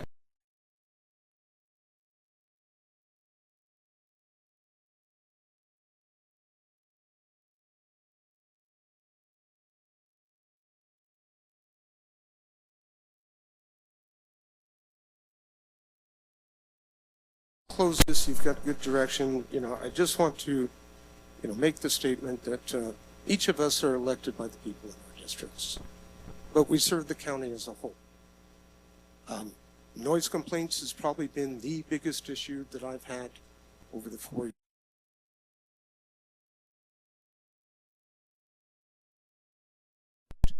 I've heard it from constituents in other districts as well. When we look at this, we're looking at trying to do what we can to improve the situation for a better quality of life for the folks that are out there within this county. And, Supervisor Kirk, I'm sorry, but if basically you said you don't really care about that quality. You care about short-term rentals, but you don't care about the balance, and you're not recognizing the balance of the issues that we have throughout the county. And this, there's a lot of folks out there. So we have to make tough decisions. They're not always easy. And we rely upon, other parties to enforce decisions as appropriate. And, so this is going to come back to the next board, and you guys will have that discussion. But I think for today, there's plenty of direction given, and let's end this matter and be Can done I with it. say something since you've called me out twice? I think you should watch the board again, the conversation. You have a hard time listening to what I say, obviously. It's not that I don't support other issues. It's that if we're going to create an ordinance, at least give it standing, which even our council advised you on, which you're ignoring. So yes, the new board will bring it back. We'll fix it. We're creating an ordinance that has zero standing. When it's appealed, it's a waste of time. So please go back and watch the board meeting, David, since you can't seem to follow my clear articulated stance. Well, you're one person, one member of this board. You don't make the decision. Okay, we'll end this matter. We will take a 10-minute break and come back with our 10 a.m. Okay, moving on the board agenda. We are now moving to our 10 a.m. appointment, and if the clerk could please read that appointment. 10 a.m., consideration of approving the goals and policies and the rate and method apportionment for a countywide community facilities district. Great, thank you, and Good morning. please go ahead. Liz Peterson with the County Administrator's Office. Okay, so we're here today to continue our discussion about CFDs or Community Facilities Districts. Your board may recall, I think it's been 2.5 years at this point where we've started this conversation. And originally the conversation came from the mechanism for two lodging facilities that your board approved that needed to satisfy conditions that's in their condition of approval for providing a fair share fee to the board, or to the county rather, for emergency services. And so your board 2.5 years ago directed that the CFD be the mechanism that they do that. Since then, of course, we've had some additional conversations, and so I'm going to talk you through just a little bit of that today. So just for some history, CFDs are a type of special tax district formed when property owners within a specific geographic area agree to impose a tax on their property in order to fund infrastructure and service improvements. And I just want to emphasize, as I will throughout the presentation today, that CFDs are for new development only, for new emergency services. So throughout the past 2 years, your board has directed staff to pursue the formation of a CFD as that mechanism to address the cumulative effects on emergency services from that new development, as well as, I just mentioned, to satisfy those conditions of approval placed on those two new lodging projects on the Highway 120 corridor to pay their fair share of increased emergency service needs. So a couple things that the board has directed throughout the past 2 years for the formation, to put in these formation documents. First, to start with one lodging property, but to make the annexable boundary of the CFD the entirety of Tuolumne County. Second, that the CFD should be applied to all new commercial, which includes lodging, and residential development, but we are now bringing to your board documents that exclude residential development, and we'll talk a little bit more about that a little bit later. And then thirdly, your board has directed that all new development in Tuolumne County should annex into the CFD. And again, that's part of creating that boundary, which will come later to your board in a map that your board will approve. So in April of this year, we brought a presentation to your board, looking for your board to approve the goals and policies, which we're back here again today. And at that presentation, your board requested some specific numbers, dollar amounts, and so that's what I have for you. So in December of last year, so a year ago, your board was presented with anticipated costs for new public safety services that would be needed to provide or to serve new development. These are based on staff estimates, but you know, they're I think pretty right on. So costs are really broken down into two different categories. There's services; those are for ongoing operations, primarily staff, and then there's capital or facility expenses, and those, of course, are buildings, equipment, that kind of thing. So we are estimating that annually the cost for additional public safety services in the form of a public safety building, which would be for fire, the sheriff's office, and for EMS, for ambulance, would be about $5.3 million a year. And that's for a building with the staff as well. And that, while we are looking most immediately at the Highway 120 corridor, that cost doesn't change regardless of where we go. If we're going up, say, the Highway 108 corridor, it's still going to be about $5.3 million. The cost to build a building to house all of those services as well as to staff it will not change. So the 5.3 million annually, and then you can see the breakdown. So the operations and services is about $4.2 million per year. Those are ongoing costs, including the staff for. And I'm sorry, I lost you. Where are you right now? I'm sorry, I'm on. You're Where am I? Yeah. Say that again? Yeah, is this in the board document? Yes, it is. Yeah, it's just on the front page of the memo. Oh, of the memo, okay. Yeah, I'm just going Gotcha. through the memo. I'm You sorry. were reading out, I was going through the different, Are we pulling company any up? documents. Okay. No. Okay. So the operations and services is about $4.2 million. That includes the fire personnel, the ambulance personnel, and the sheriff's deputy. And then the capital and facilities is about $1.1 million per year. That's estimating a public safety building that would be about 8,500 square feet. It would need apparatus bay for the fire engine and ambulance, as well as place for a public safety vehicle. There would need to be some administrative space for the fire staff, as well as sheriff and ambulance staff as well. And then some other apparatus costs for like a fire engine and ambulance, those types of things. And then, so it's anticipated, of course, a building like that would cost, this was last year when we were estimating, so you can imagine it's probably outdated at this point, but we are anticipating about $10 million to build a building like that. And so we would need to take out likely debt for that. And so this would include the debt payment for 15 years to build that building, as well as a vehicle and apparatus replacement fund of about $250,000 a year. So that's how we arrived to the $5.3 million per year. And it was that amount that then we presented to your board, and your board allocated then how would you want to structure the tax that goes to this new development. So a couple other considerations as we've been working through putting the goals and policies and the rate and method of apportionment, as well as just working through talking with our partners, development partners and others. There's just a couple considerations that I wanted to chat with your board about. And one thing that we've been thinking a lot about is if it were not new development, would the county even need to construct a new public safety building? And would you need to hire new additional staff? Would you need to buy additional fire engines? Again, we're talking new additional, not talking about replacing what our old equipment. That's a whole different conversation. And I think the answer is no. And so, especially with the board's recently adopted 12-minute travel response time for fire, that happened, this summer that your board approved. All new development now strains the existing public safety and emergency services and degrades their ability to meet that current level of service.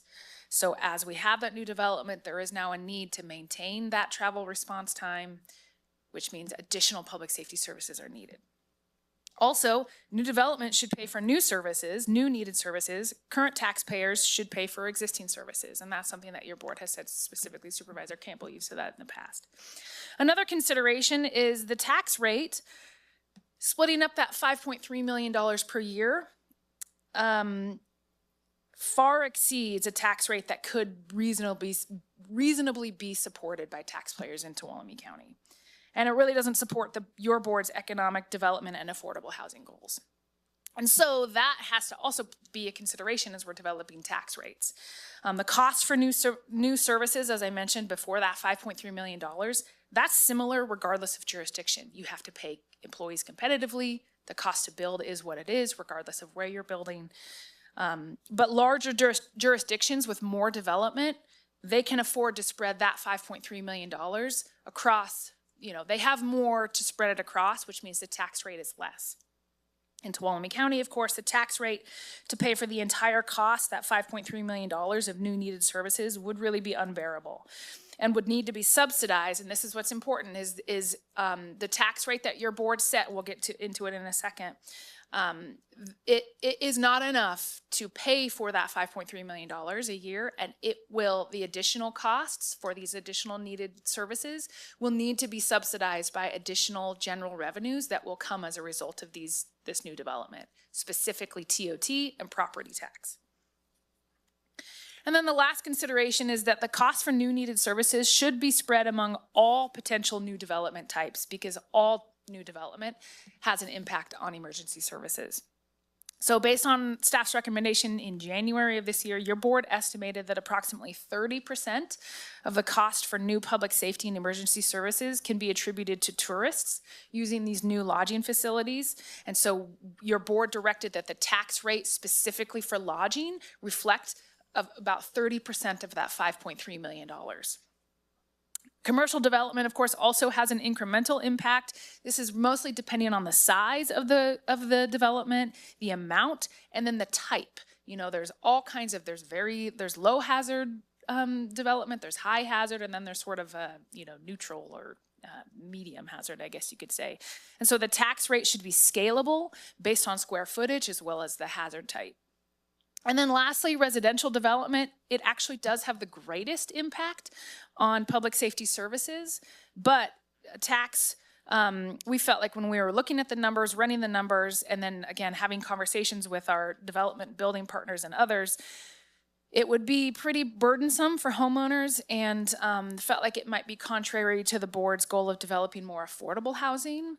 And so your board did in January direct unanimously that new residential development, be subject to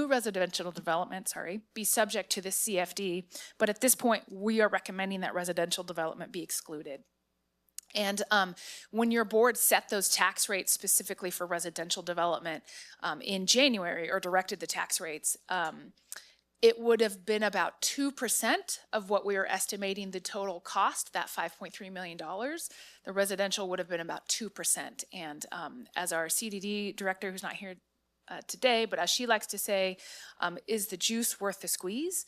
And at this point, the staff were recommending no, but it is something to consider because, again, residential development does have an impact on public safety services. In fact, the highest impact on public safety services. Okay.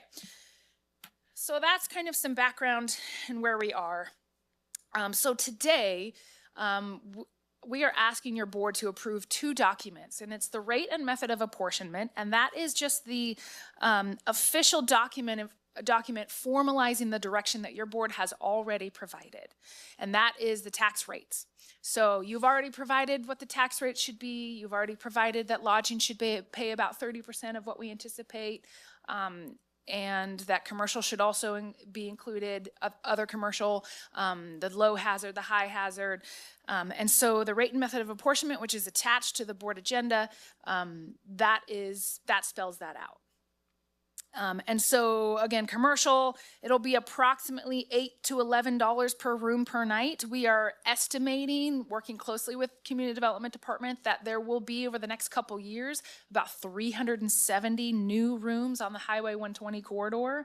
So if you take that total $5.3 million, it equals about equals just under $9 per room. In I'm sorry. I should have had that here. In the rate and method of apportionment, you can see the tax rate. Yeah. And then the commercial, it will be 25 cents per square foot.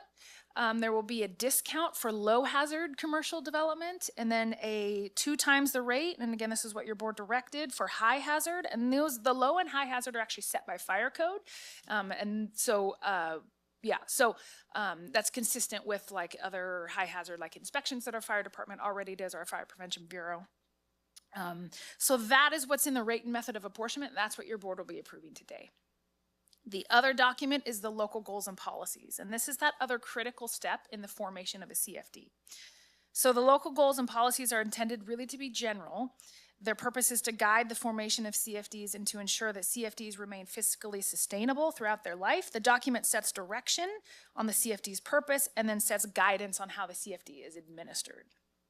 So in April, you might recall, we presented this document to your board. No action was taken at that time. Since that time, we've been working with the county's consultant, Capital Public Finance Group, who actually Jeff Small is on Zoom today for any specific questions that you might have. We've also been working with outside counsel.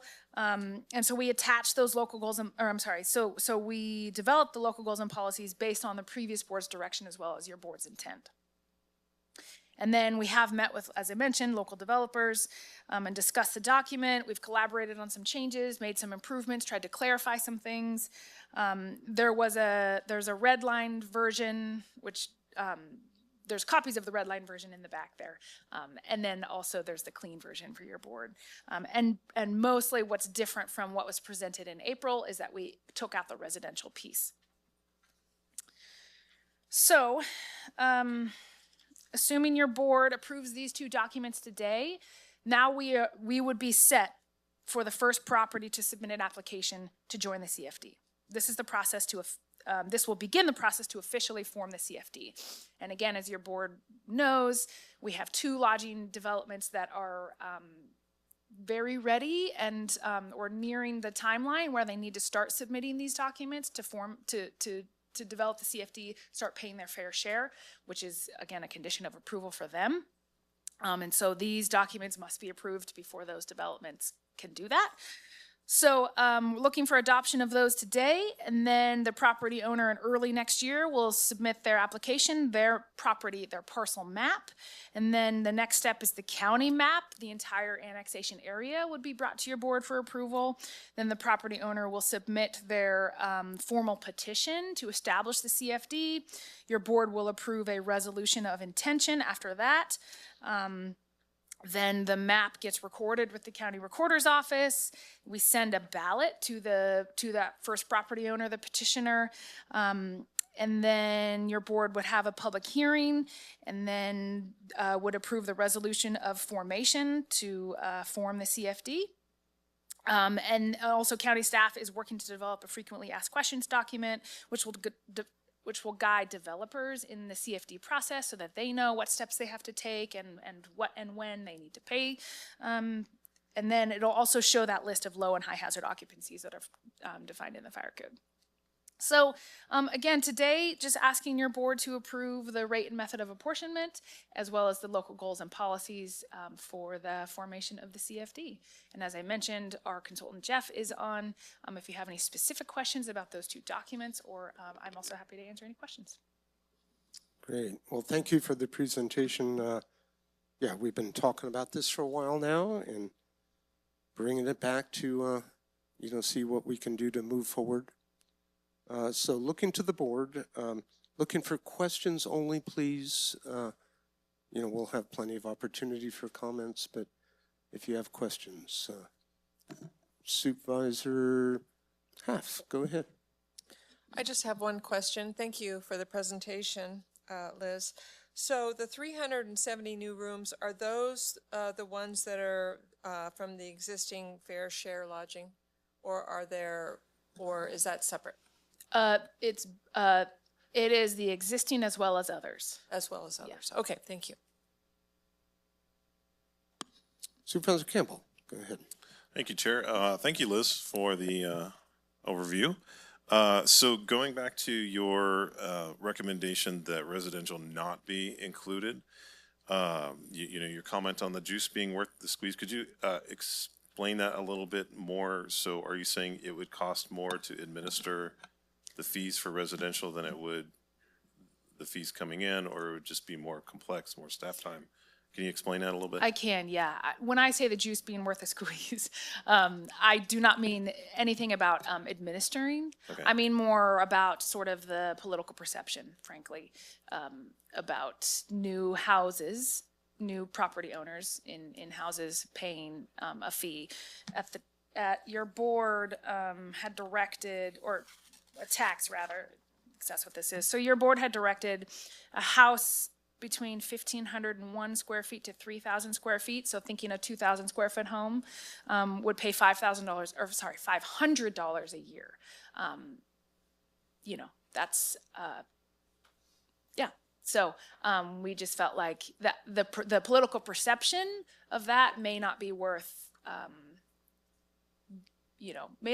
pursuing with the amount of money that we would likely get back to help pay for this new public safety services building. We just don't have the homes being built like other jurisdictions do to get the revenue, in a meaningful way. So if you had 3 houses built, those 3 would be paying $500, and then all their neighbors wouldn't be paying any. Yeah, and so $1,500 a year contributing toward the $5.3 million of an additional public safety services building and services staffing, is that worth, again, sort of that political perception and your board's goals of, affordable housing? Okay. Thank you. Something for your board to consider, I guess. Thank you. Supervisor Brandon. Great, thank you. I had the same question. I wanted to ask a little more on that. So compared to what we're looking with these resorts, do we have estimates on numbers for the 2 resorts currently proposed to be part of it, the existing resorts where we're offering this discounted rate, but what, comparably that would be? And then if it was applied to housing, roughly how much that would be? And I'll premise that with my understanding is, compared to the 2 resorts, most of the construction that does happen currently in the county is single-family unit type construction, where this is something that I think would be a help to basically to do it, as opposed to just 2 large, but 2 businesses. So can you compare those 3 in like a mental pie chart? Sure, I'll try. So first of all, I don't have any data on existing lodging because it's not a requirement. So I don't even know if we have numbers, say, on I'm sure they exist somewhere, a number of rooms of existing lodging facilities, but again, they're not required to annex in, so I don't know that we could even consider them or factor them in when we're looking at the revenue that might come. So we estimated about 370 new units, and again, those are not just the 2 that have this condition already, but it's the other ones that we know are working through some stage of the process, of the development process. Looking at about 30% of the cost, about $9 a night, it would be about $1.5 million a year.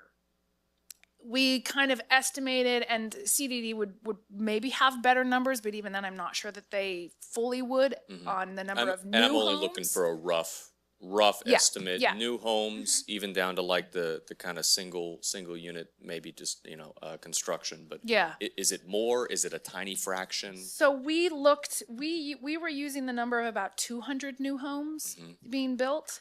And if let's assume they're all 2,000 square foot homes, because you might recall back when your board set the tax rates for residential, you kind of had this range. If it was under 1,500 square feet, it was going to be $250 a year.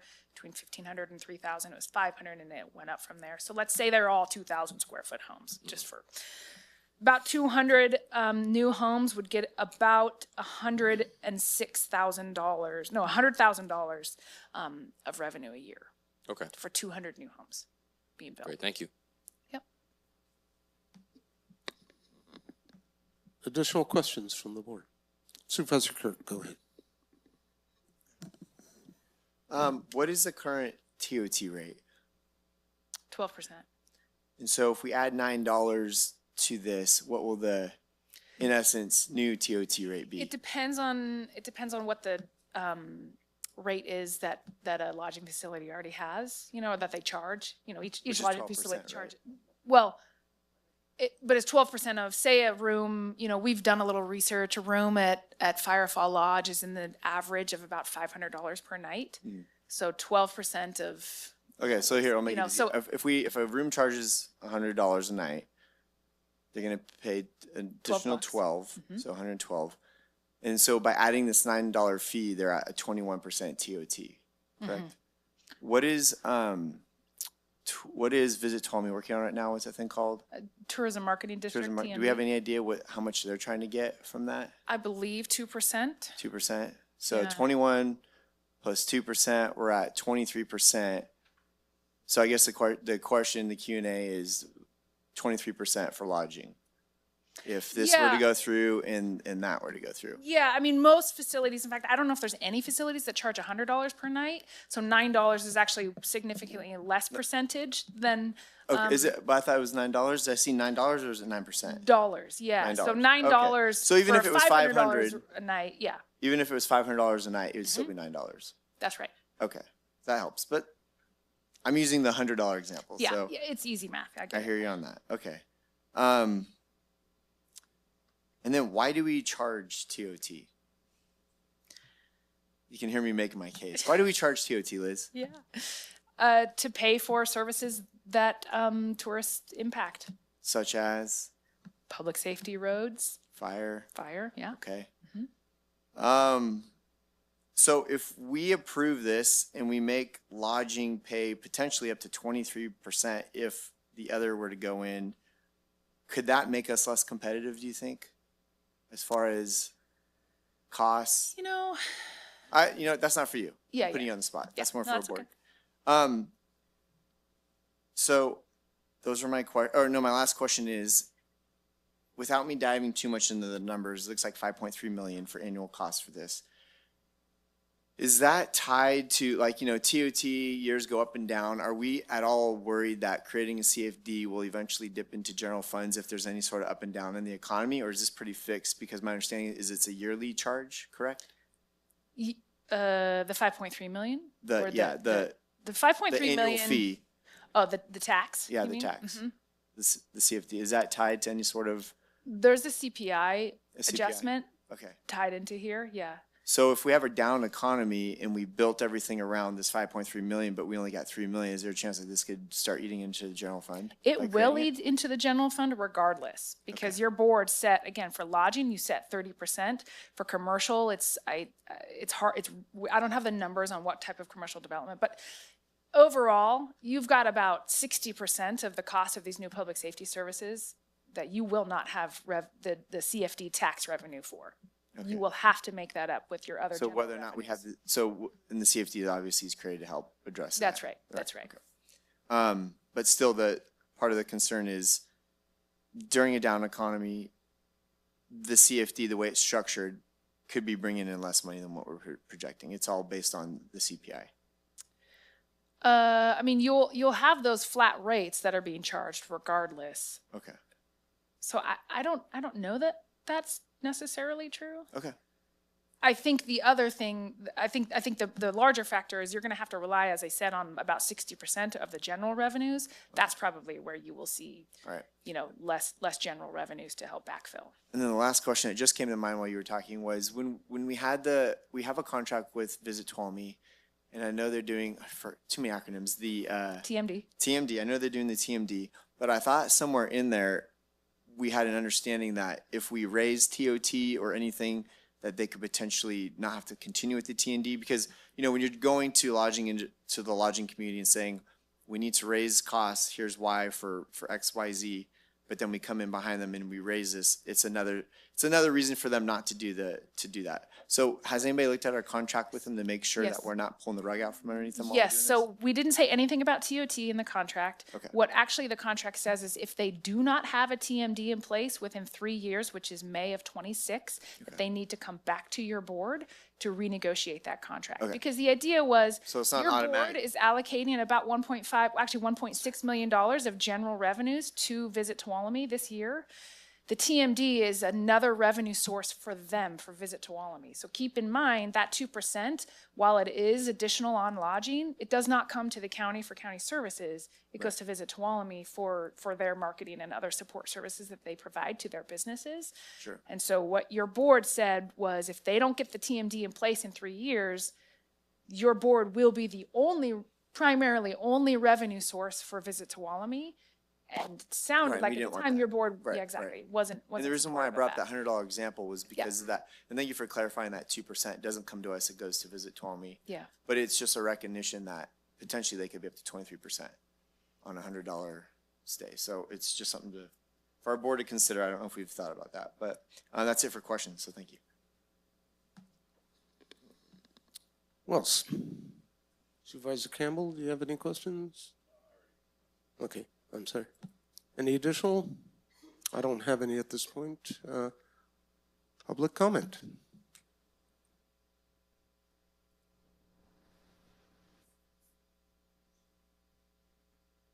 Good day.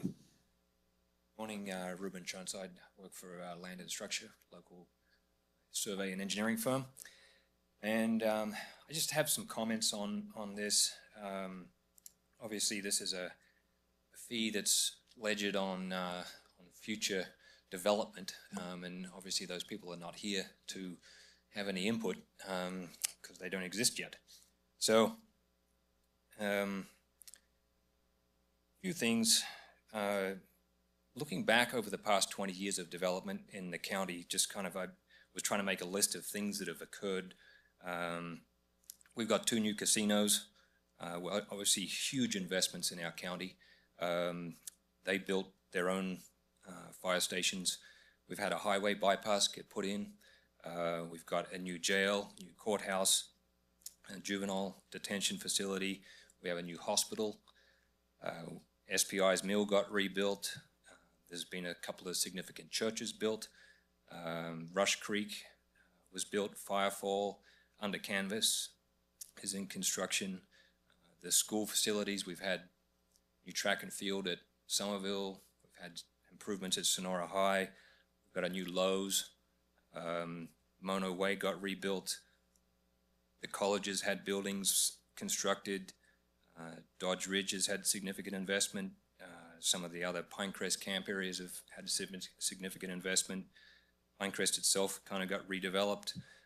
TUD's built a new sewer plant. The Comage area has had some industrial development, commercial buildings. There's been a kind of a tick over of residential development, but really nothing significant in the way of subdivision development. So a lot of this development in the past 20 years has been redevelopment of existing facilities. I guess there's a lot of stuff that's like Firefall or Rush Creek, some of that accommodation, but I'm not sure how much more of that there can be on that highway. We've certainly been involved in a lot of projects up there. Probably 50% of them have died from our point of view. There seems to have reached an equilibrium up there, in my opinion. So, I don't know, relying on growth for funding, to me, is a risky thing from a county's point of view, just because I really haven't seen a massive growth in our population in the past 20 years. And the business and economy seems to be fairly steady. There's been different industries that have upped and down over the years, but not a significant sustained growth. So if funding is based on growth, I think that's a risky proposition in the long term. I'm sorry, sir, your time's up. Fair enough.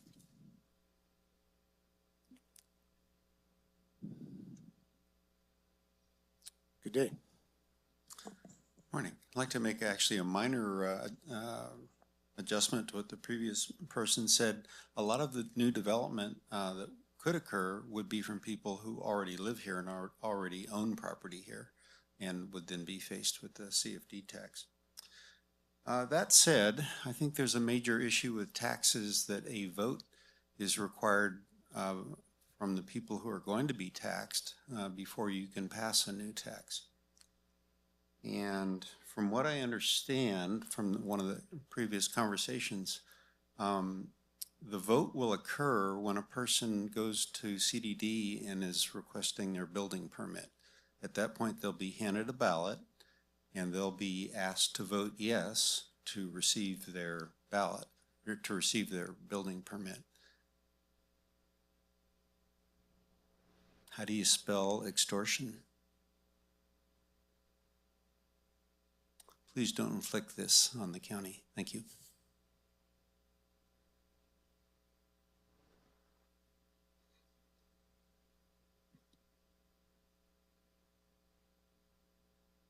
Still morning. Morning, Board. Good David day. Nguyen. I'm really new to this proposal that I understand has been going on for about 2 years, working on this. So there's a lot that I don't know. What I do know is I think the board needs to be really, really careful going forward with this. This is around, going around Robbins Barn, getting around Prop 13. It has very limited scope right now, but believe me, that's just the beginning. And there are certain things about this that I am going to look into and come back, hopefully before this has gone too far. We do have a newly formed Tuolumne County Taxpayers Association that will be looking into this. And if it looks like extortion, the word that I just heard, there will be, we'll see you in court. I think that there are some things that really, this is more about getting more revenue for more government services. You know where I stand on those things. I think you're overloaded with top brass as it is. I think that you need to look at other ways to generate revenue or to cut expenses. And again, if I could speak to some of these details, which I can't right now, I think I could point out something that would maybe make you reconsider what you're doing here. Many years ago, I was on a committee of the county assessor, county tax collector, county auditor, looking into a proposal for a Mello-Roos project down by Don Pedro. But they wanted an independent look at that project. The developer wanted a Mello-Roos. Turned out, we unanimously rejected it, came to the board with a proposal. This is just putting more burden on the county. The county stands all the liability, and that's always a possibility with what you're considering now. I have done some research on Mello-Roos just to update my knowledge on it, and I cannot believe, if it's true, the developer comes in, requests a permit, he's handed a ballot and says, if you vote yes, then you'll be approved. That is extortion.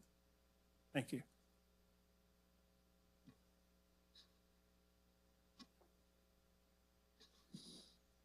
Good morning.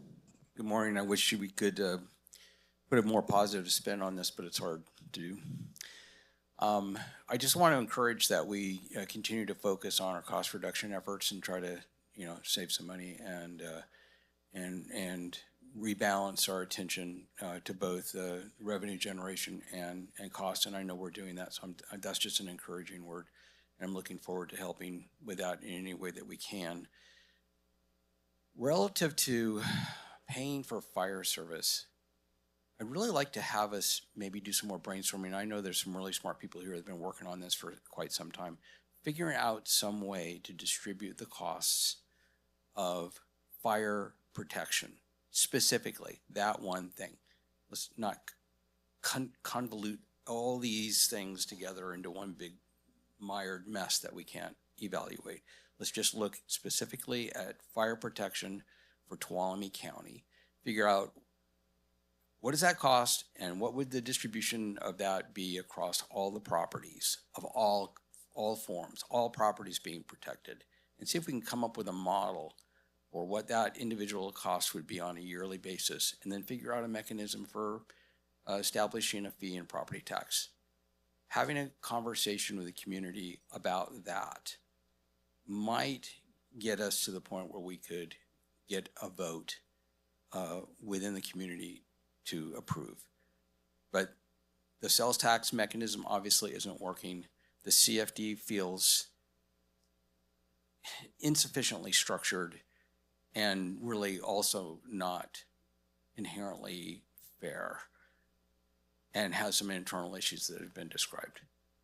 So I'm just advocating that we go spend some time, see if we can put some sort of model together that we can communicate effectively to the public, the whole public, and maybe make some progress on this in this coming year. So anyway, some input.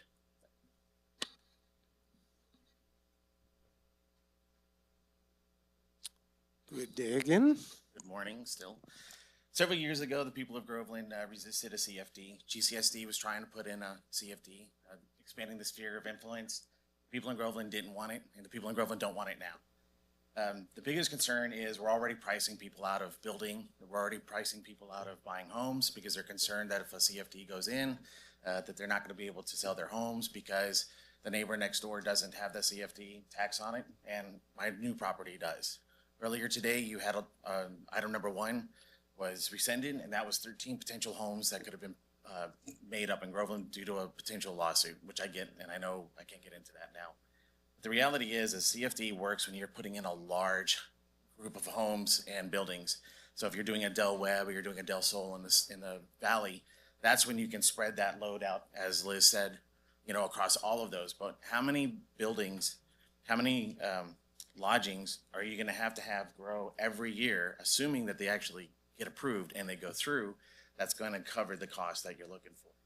My last question is, and I don't know if it's a question that can't be answered, but if someone were to vote no, would they be issued a permit to build? Thank you.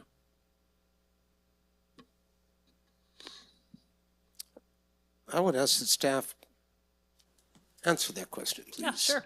Yes. Yeah, so your board directed that all new development be subject to the CFD. So the way that the documents are written, it's actually not, so all new development would be required to pay the CFD tax. And the way that the document is written, it is not upon issuance of building permit, it's upon issuance of certificate of occupancy, because we know that there are lots of folks who get permits and then for a variety of reasons don't end up building. And so, so that's the way that we wrote it. But ultimately, yes, they would not be able to occupy until they vote into the CFD. Thank you. Any additional public comment? Okay, bring it back to the board for discussion. Supervisor Brandon, go ahead. Great, thank you. As mentioned, we've been talking about this for a couple of years. Make no mistake, so this is not a single silver bullet issue. There's no thought that this is suddenly going to fix it.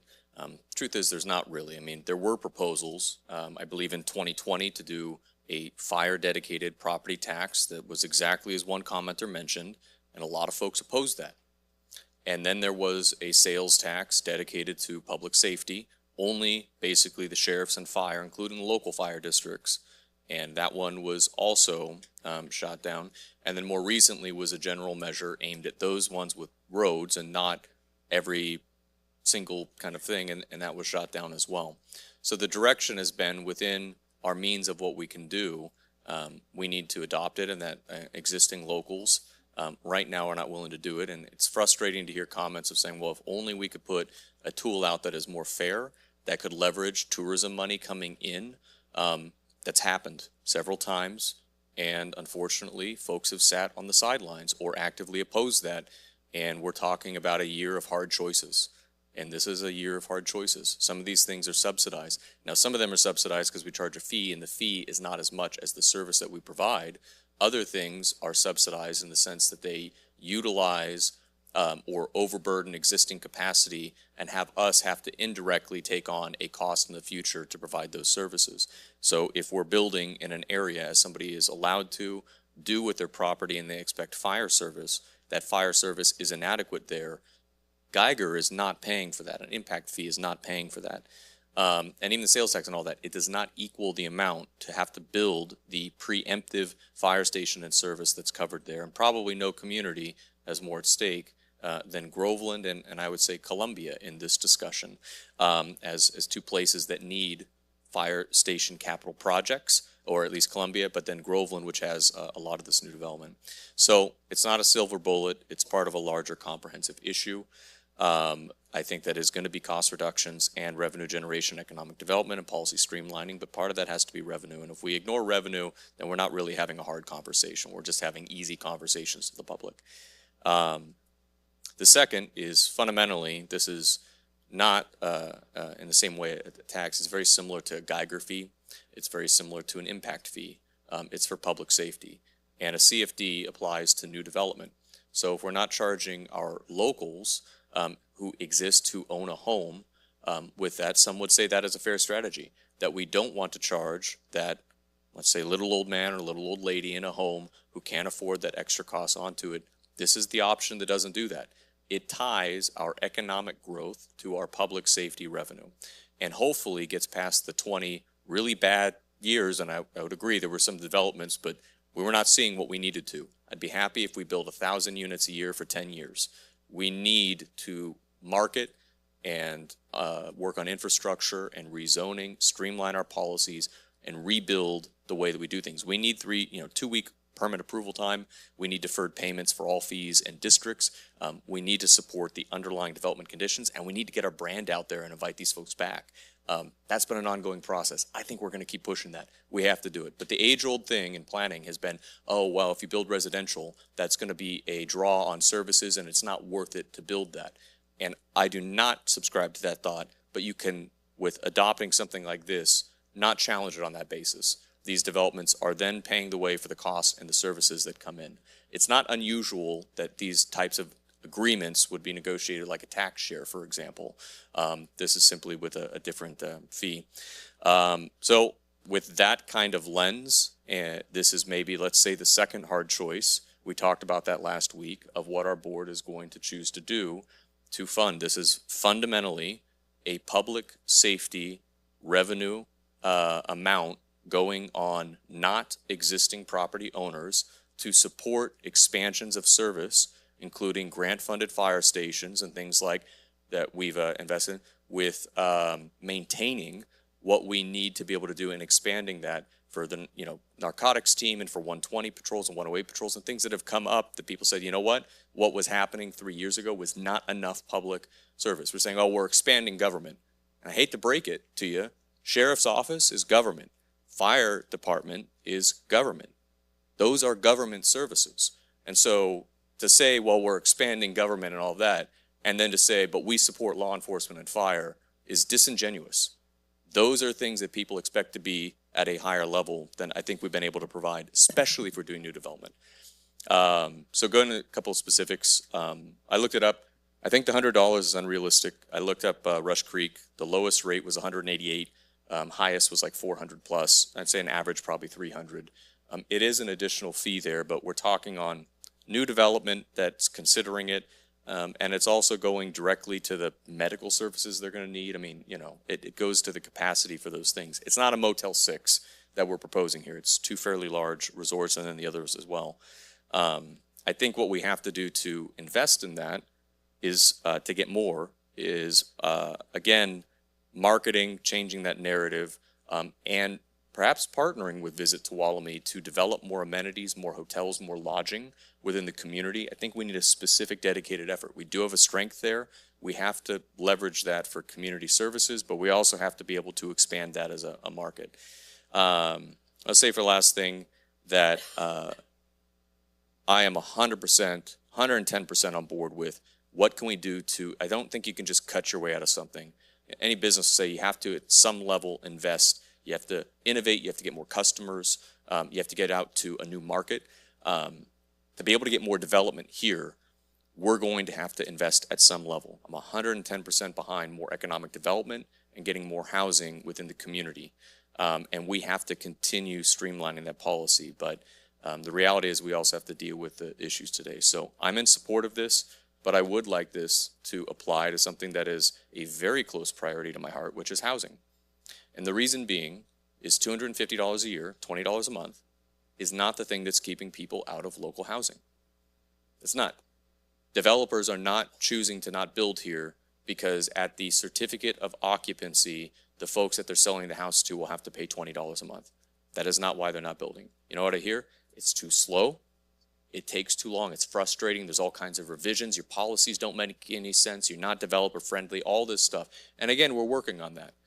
But when we don't have money for the basic core services folks expect, fire, law enforcement, roads, we're not even talking pension liabilities, other debts that have accrued over a year. We have long-term county employees serving decades that are getting paid fairly good pensions from that era that we're having to basically pay on contract. We're not even talking about those.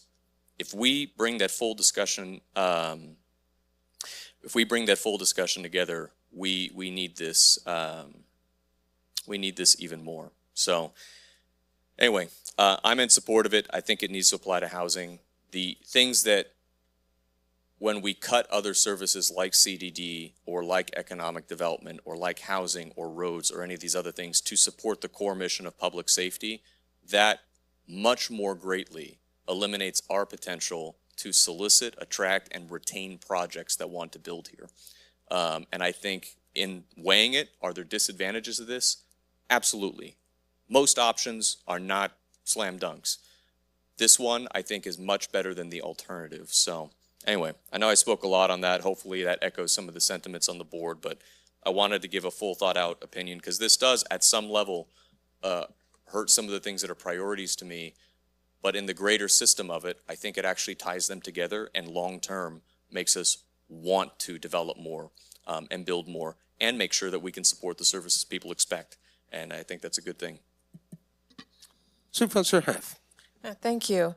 And I agree with most of the comments of Supervisor Brandon. And I want to offer a slightly different perspective. Everything that he said about what has gone into this, I agree with.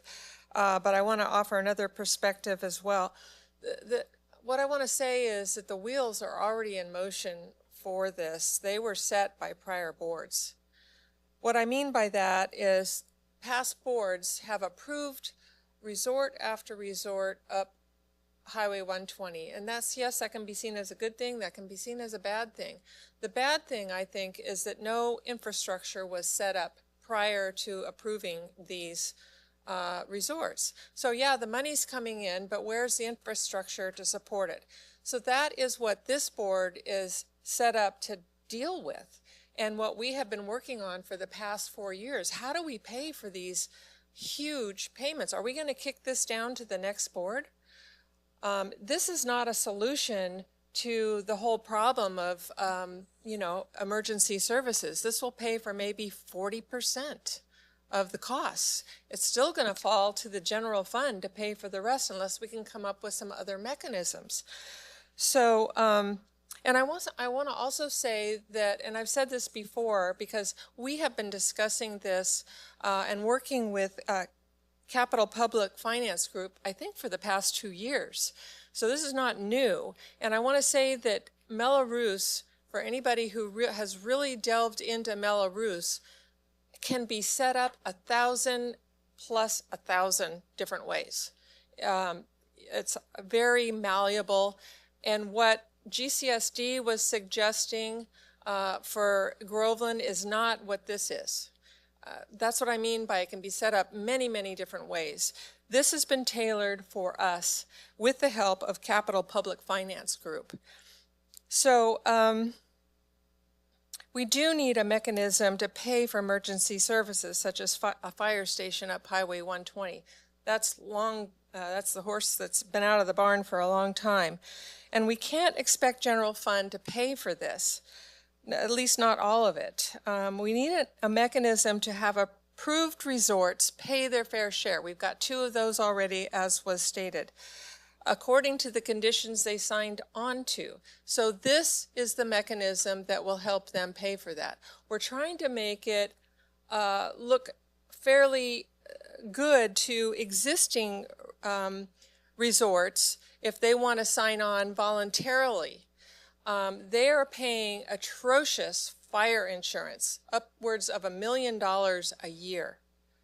Wouldn't it benefit them, or the conversation can be had, that if they contribute a lesser amount, albeit than what the new resorts are going to be paying, wouldn't it benefit them to get that fire station up there sooner rather than later? I think it would. And hopefully they will see the value in that too.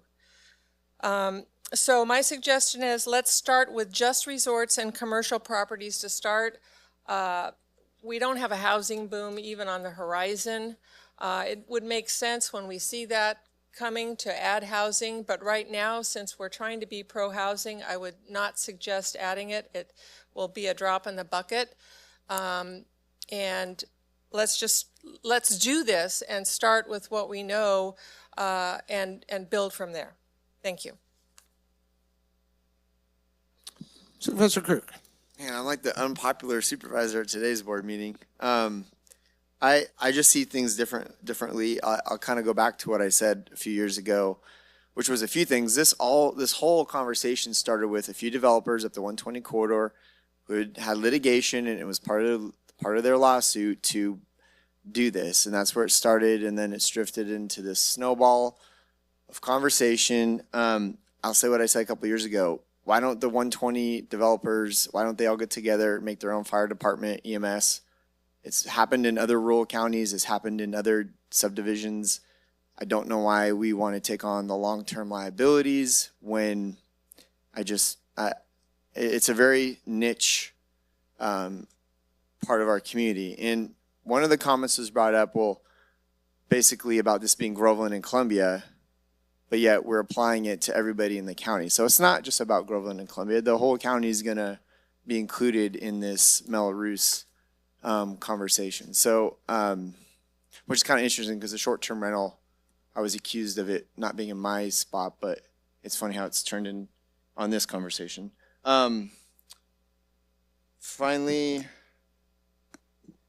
let's see here. Yeah, I think something that we were all fooled on at the beginning too is that whole vote thing, because I asked for about a year what this vote thing was, and then once we discovered that it was a vote when you actually go to get your permit, that pretty much blew my mind. So that was another reason why I'm not on board with it, because it is extortion.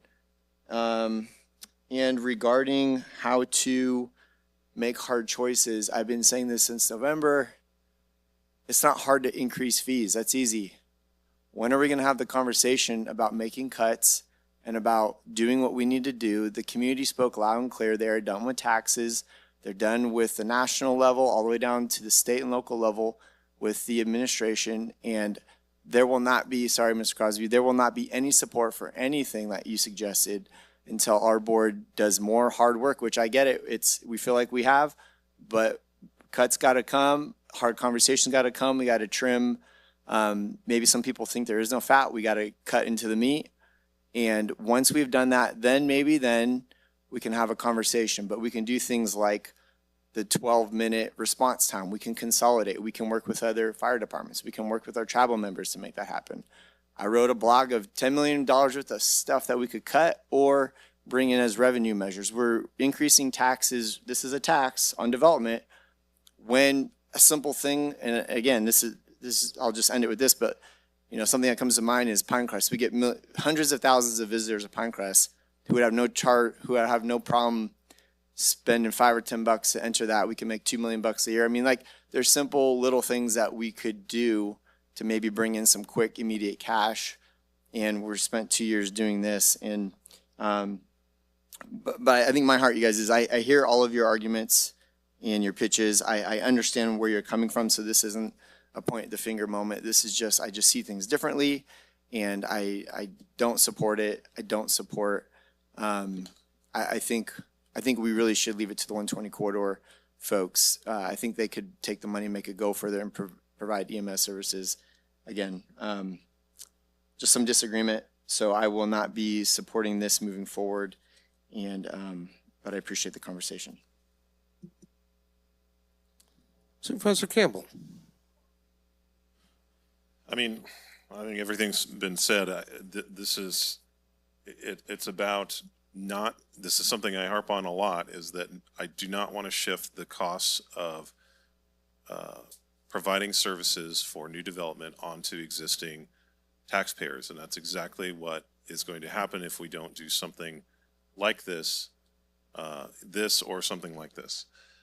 So I do not think it's fair to subsidize new development when people are already struggling with the taxes that they're already having to pay. So the idea that it's extortion to require somebody to buy into something that's going to provide them a service, that's how every permit works, is that you have to abide by a certain criteria of rules, and then you get your permit once you do that. I mean, to me, it's no different than anything else that works within county government and permitting. So some people might think that that's extortion, but to me, it's how it's the carrot and stick approach to having people follow the law and follow what paying their own fair share for the services that they require to operate their businesses.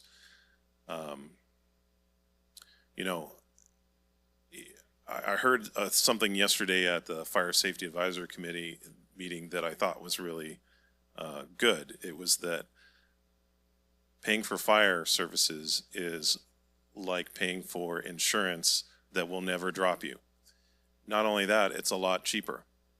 So if you look at how much do you think a hotel spends on insurance every year? Probably tens of thousands, millions, maybe. Rush Creek, 1.4 million.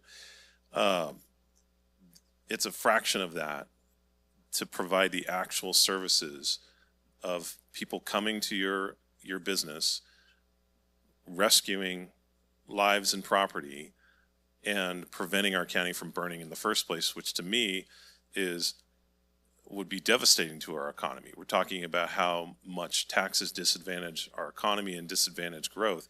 Well, if South County burns down, or if the 108 corridor burns down, that would damage our economy a hell of a lot more. And we're at a point now where I think we're I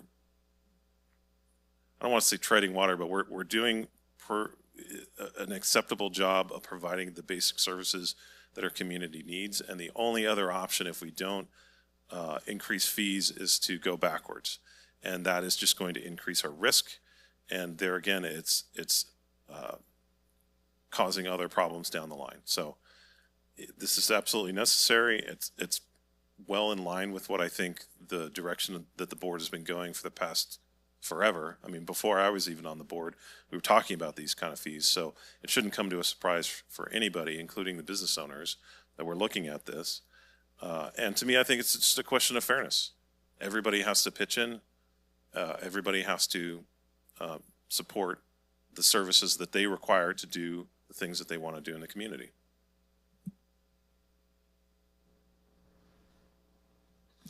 Thank you. So listening to my fellow board members, good points all the way around here, and concerns.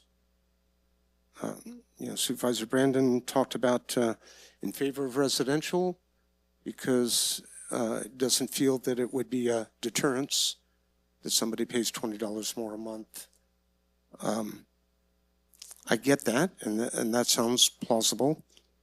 On the other hand, I hear staff give an estimate of funds collected in the neighborhood of 100,000.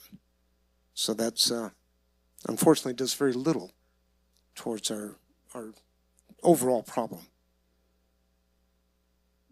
And then I go, well, that said, every little bit helps, right? You gotta start someplace, and you gotta look at cuts, and you gotta look at opportunities. We had members of the public, discuss things that have occurred and tax measures and placing emphasis on fire. We're over the last 4 years, this board has done a tremendous amount to build up the fire department to one that is a lot more viable than it's been in many, many years. A lot of pieces of new apparatus. 9 new fire engines, new breathing support. The problem continues to be, right, is you can have a lot of fire engines, fire apparatus, engines, water tenders, etc. But we've got a very diminished volunteer firefighting force, right? And I don't quite honestly see that changing for a number of reasons. And it's not just Tuolumne County. This is a nationwide problem. Unfortunately, in many cases, people felt that well, volunteer firefighters, they'll do it and we don't have to pay extra. And you know, certainly as a board, we supported law enforcement to a great extent. Comes at a price, right? Our sheriff's department has not been as healthy as this in a long time. And we're seeing a lot of progress. But there's a price tag, around $2 million a year. We tried tax measures. We tried specific measures, right? Literally, when we put a tax measure on the special tax one, looking for fire, law enforcement, and roads, I was very much in favor of that, and I was honest about it at the time. That I was concerned, that this be dedicated, that the funds have to go to those areas. And quite honestly, because, I felt our board was being very supportive in these ways, but I didn't know how future boards would react. Would they keep on supporting, the way this board has? And so that lack of trust on my part, in the future, I wanted it dedicated, knowing that threshold of 66 2/3 is tremendously difficult to get. Other jurisdictions have done over and over fire assessments, just straight on for a specific purpose. City of Sonora did some things on their end tied to sales tax, their half-cent measure a few years ago. Somehow we've got to come up with a blend that's going to work. And it is. It needs to include, thought about cuts. At our last board meeting, we talked about efficiencies and how to get there, but we also talked about, that return, right? If we put fees in, we're trying to recoup and get to the point where we can not be losing money on staff time when we talked about some of the fees. I do and have for some time had concern about how our TOT funds are being spent. And I go back to the basics, that we're charging our guests that are coming in to the county, and they're paying this fee. When I first came on the board, it was 10%. We moved it up to 12%.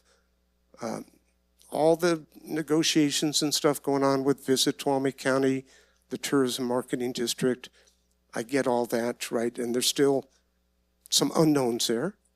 I think that they still could pass that. But I think also that the county needs to keep supporting tourism, because that's a tremendous part of our livelihood in this county.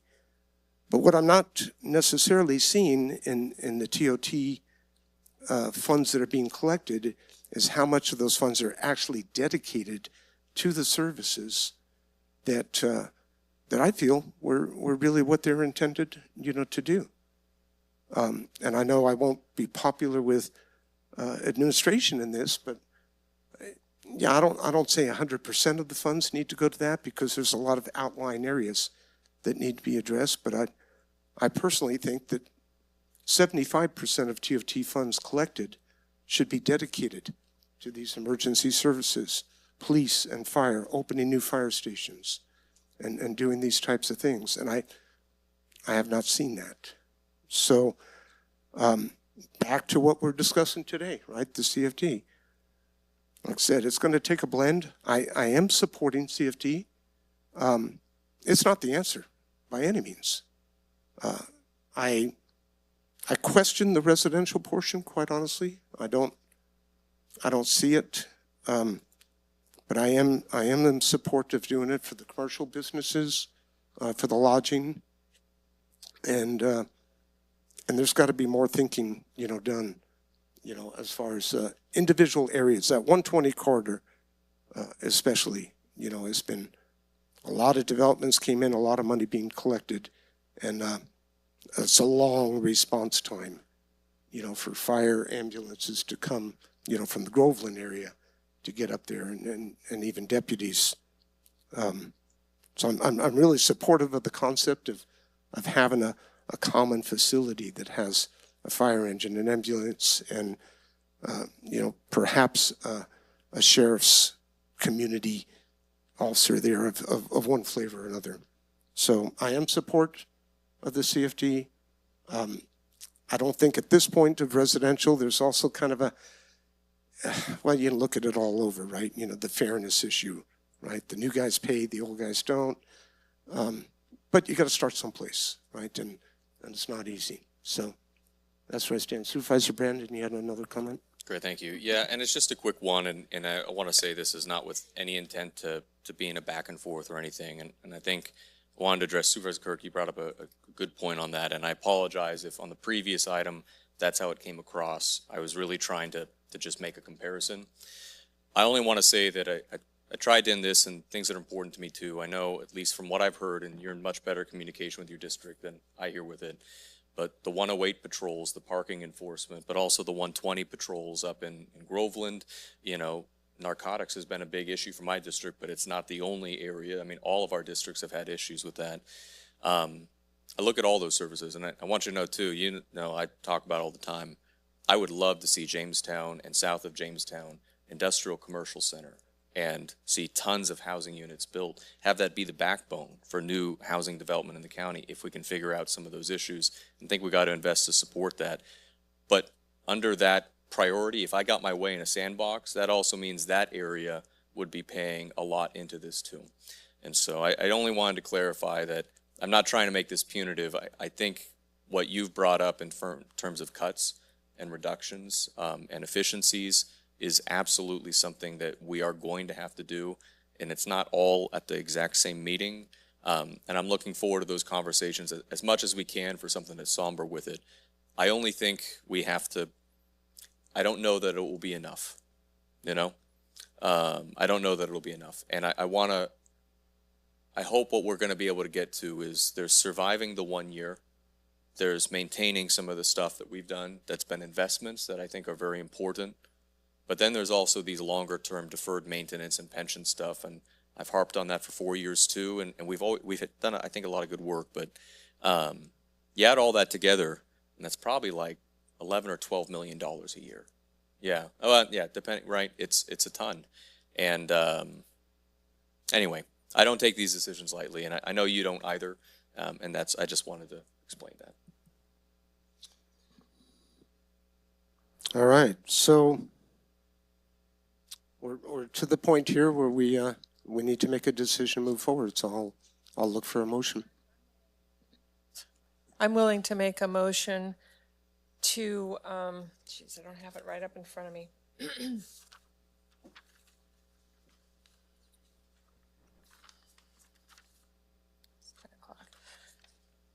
Well, I guess we have to approve the goals and policies as well as the rate and method of apportionment for a countywide community facilities district, excluding housing at this time. That's my, what I'd like to offer. I'll second. Okay, so I have a motion by Supervisor Haff, a second by Supervisor Brandon. All those in favor, please say aye. Aye. Opposed? No. And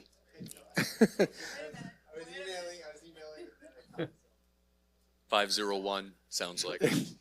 okay, so the motion passes, and again, you know, for the people that got up and spoke, you know, there's a lot of work to be done, right? But I don't see, as we talked about, there's no one single answer here, and we need to, like I said, have a blend and try to solve this huge problem that the county has. So thank you, everybody, and thank you for the presentation, all the work and comments, both the public and the board. And I wanted to particularly thank Jeff Small of the group that's been working with us. Thank you. Very good. Okay, give me just a moment here to take a look at our agenda.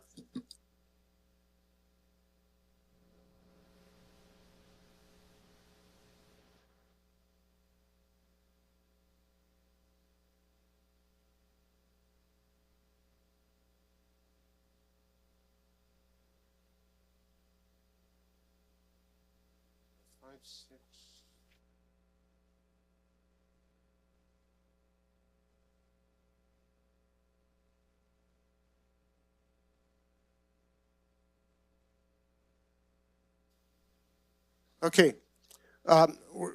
It's 11:46. We're going to take a 10-minute break to 11:56, and we're going to come back and we're going to address items 4, 5, and 6.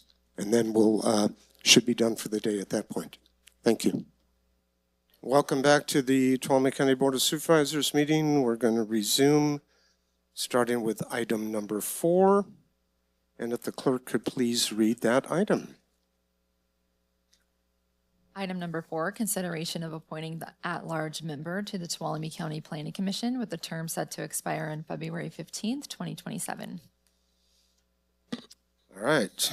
So,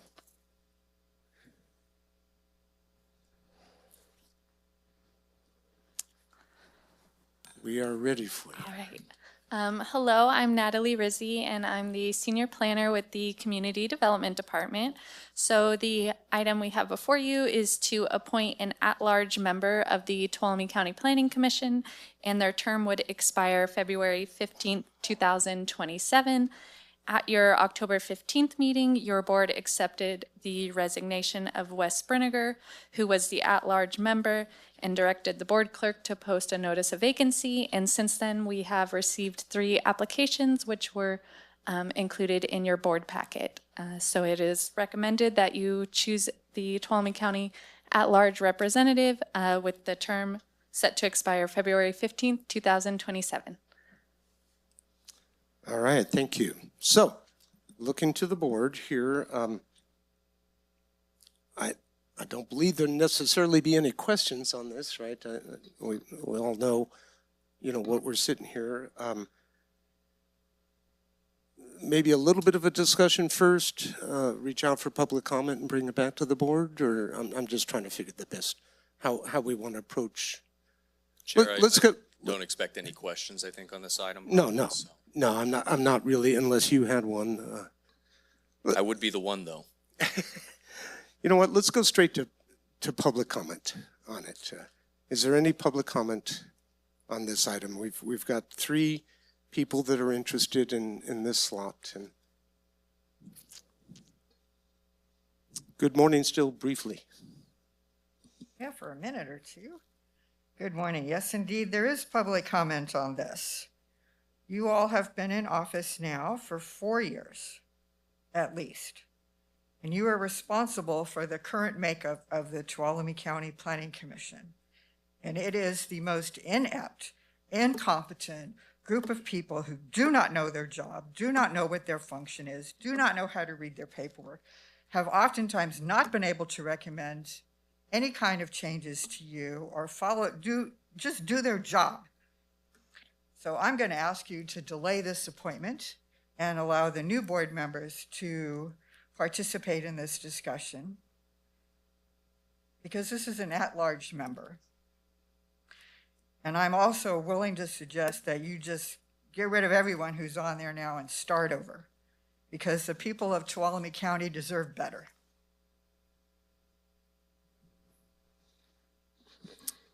Any additional public comment? All right. Bring it back to the board.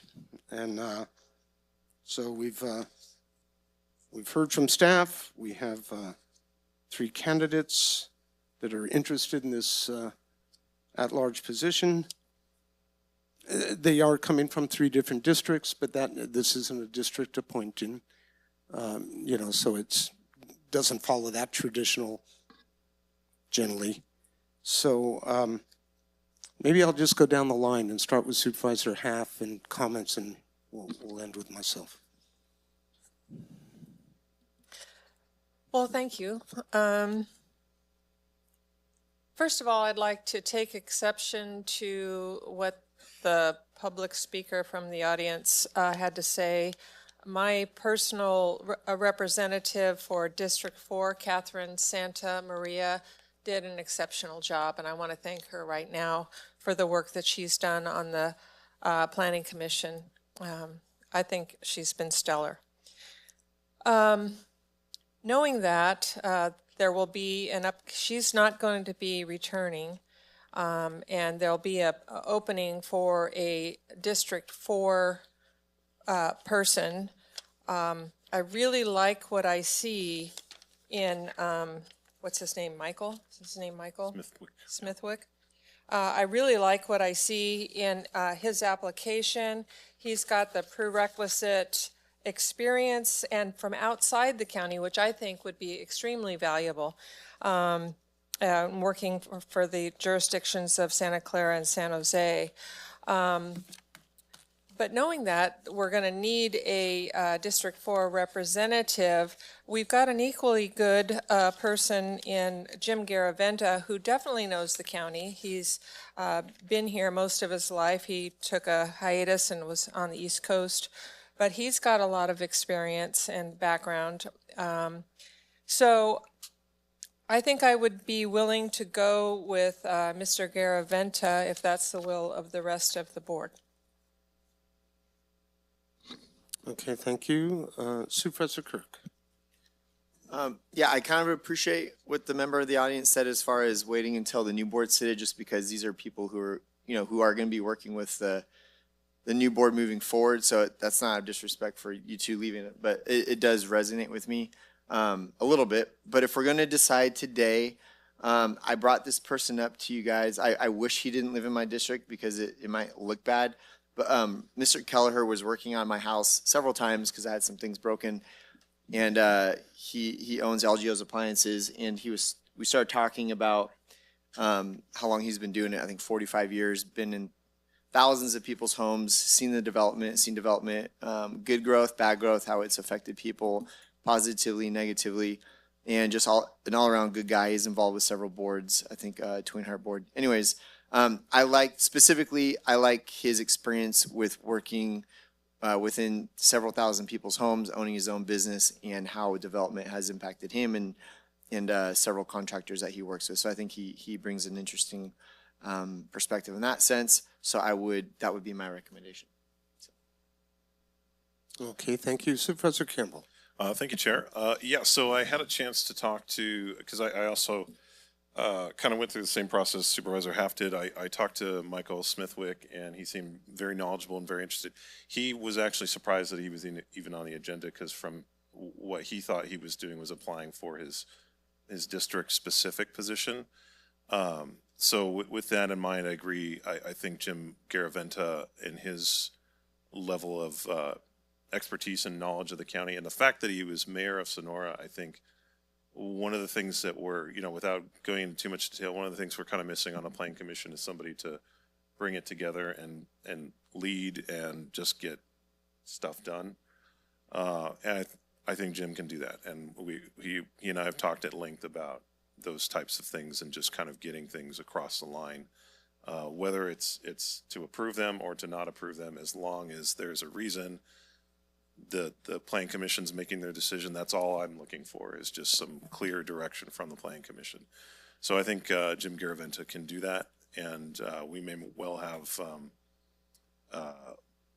Michael coming up again anyway later, so he may well end up on the commission at a later point. So, but for now, I would choose Jim Garaventa for the at-large position. Thank you. Supervisor Brandon. Great, thank you. I tend to agree with wanting this. And we're doing, obviously every single meeting and committees in that, the ongoing business until January. I think this is something that extends later and would be appropriate to leave to the next board. And I don't think there's a significant negative effect to delaying this, being that it's an at-large position. Maybe we're able to put it back out, get more applications as well. I think we do have some qualified applicants in it, but that would be my personal preference. If the board, and that there's, not consensus or agreement on that, then I would support, I think, Jim Garaventa. And again, it's looking at, I agree with your assessment of the applications. I think one demonstrated a lot of land use knowledge, which was important. It's not necessarily the development experience I'd be looking in that, but it's positive. But having somebody who's been on a lot of these committees and who's been in public service for 10 or 20 years there, who's reviewed projects, maybe not being a builder, but somebody who has experience with that would be, I think, helpful. in just ensuring we've got expertise on it. I think with our planning commission, you know, one of the challenges was we all wanted to make sure we had community representatives on. There's a lot of new faces, which is good in moderation, and yet we had a lot of new people, pretty much mostly. And it'd be helpful to have between, you know, my district rep, which is a more experienced, I think, developer, and having a, you know, experienced kind of public side project person, that might be a good pair. So that's my first and then second recommendation. Okay, very good, thank you. Yeah, I disagree with holding off.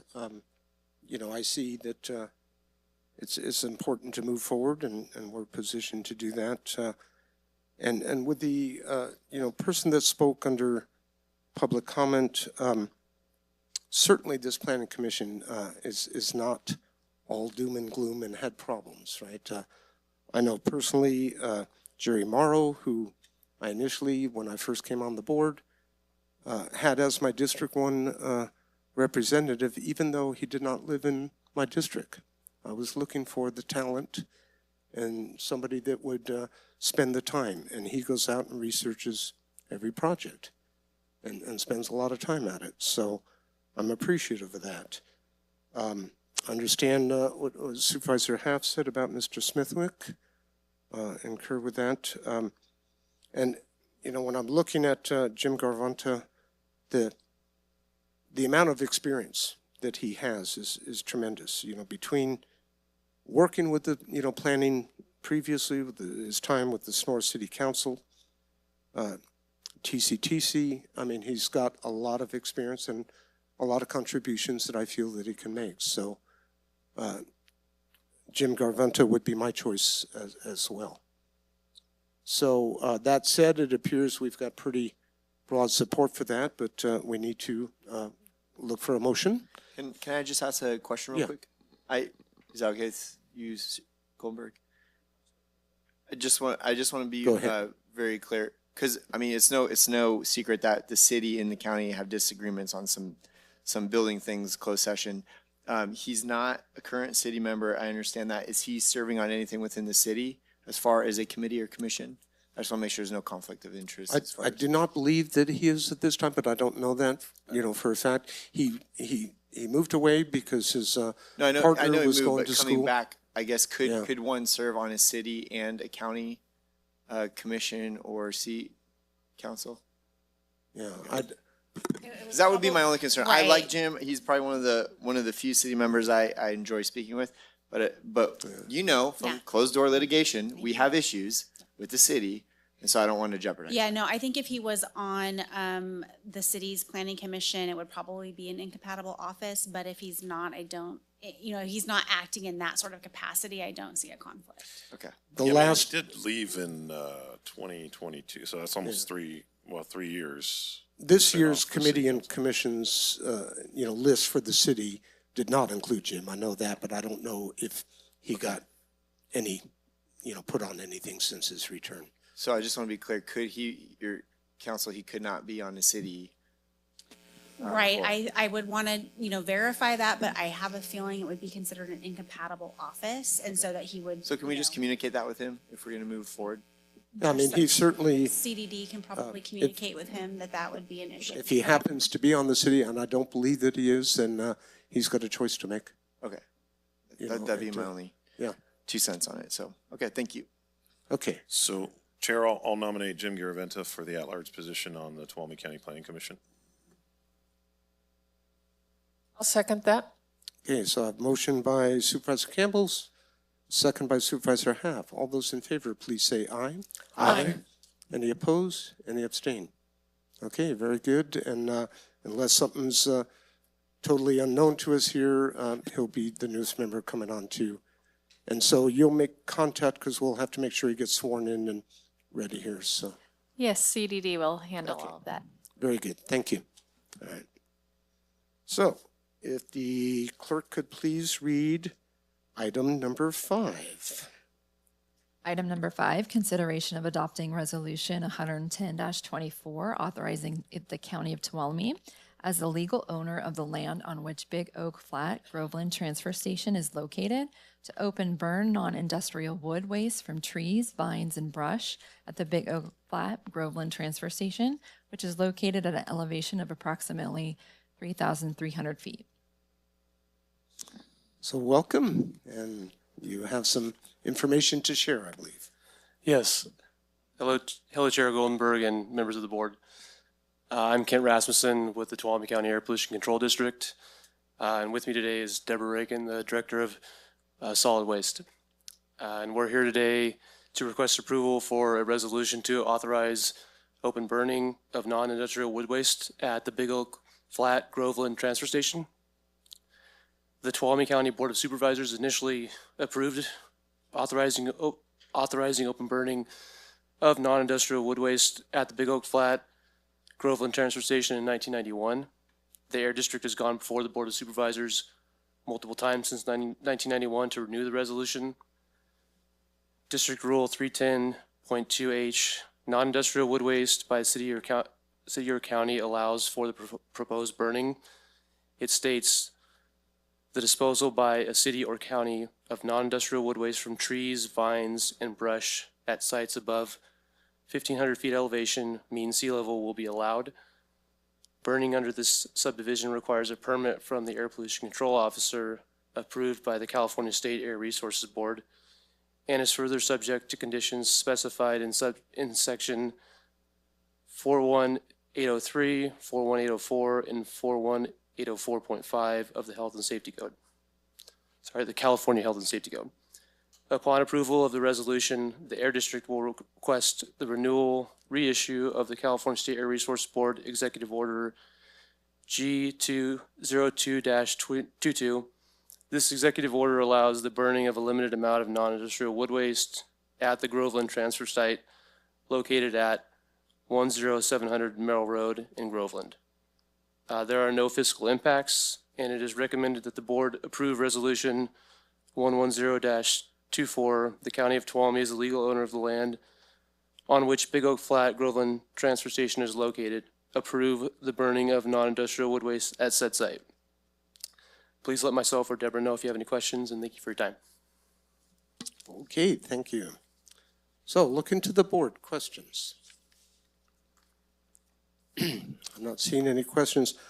I don't have a question. I do have a comment, but I'll look for public. Oh, I'm sorry, Supervisor Haff, go ahead. I shook my head no, but as I was doing that, I realized I do have a question. Knowing that this can be a little bit controversial, even though the burning has been happening since 1991, has any contact been made with Rick Wybra, who has the Purifier burn boxes that burn cleaner, to see if we can use his services in order to make this a little bit more palatable to those who may not like us burning in the first place? Not that I'm aware. No, I haven't had the outreach, but I'm happy to take a look at that. We own the land, which is why we ask for the permit, why we're the person of record for that. But it is operated by Moore Brothers Scavenger, the actual transfer station operations. So that's why we're here as the county, because we own the property, but actual operations are run by a franchisee. But I'd be interested in getting that information about the burn boxes beyond just that operation. So then I do have another question. Thank you for that. My question would be to County Council. Is this something we can, if Rick Wybra is still operating this business, I think he is, would this be something we could require of Moore Brothers? You know, I don't know off the top of my head. I would have to look into that. Okay. Thank you. Well, Supervisor Haff, you drove me to a question. Realizing, and I've done a lot of personal burning, over the years, and has there been any reach out to the residents in the Groveland area about this practice? Because, people with health issues, especially if they have asthmatic conditions or something like that, they can be, affected, pretty negatively. Not since I've been with the district that I'm aware of. We just renewed the permit for the first time last year when I came on. So not to my knowledge, but that's definitely something that we can look into doing, I'm sure.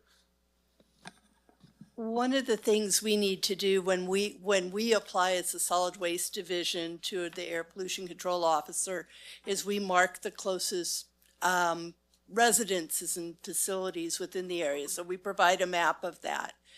And our burns are limited to a certain number of tons or pounds per month, and only from, I believe it's October through April. We do not burn during the summer months when PM10 and fire risk is higher. And they also limit the size of the materials we burn. We don't burn full trees up there. This is pretty much our ability to have people that don't want to burn at their property bring it to the transfer station, and we have an area there where they do the burn. Personal observation, there's typically been smaller material, leaves, pine needles, small yard trimming, small branches, because the diameter, large trunk trees and such are not within our permit. Okay, well, you mentioned pine needles. They're difficult to burn, and they put up a lot of smoke. Yes, they do. And you're speaking about something that is a little bit after the fact, right? If we approve something today, I appreciate Supervisor Half's question about the burn box.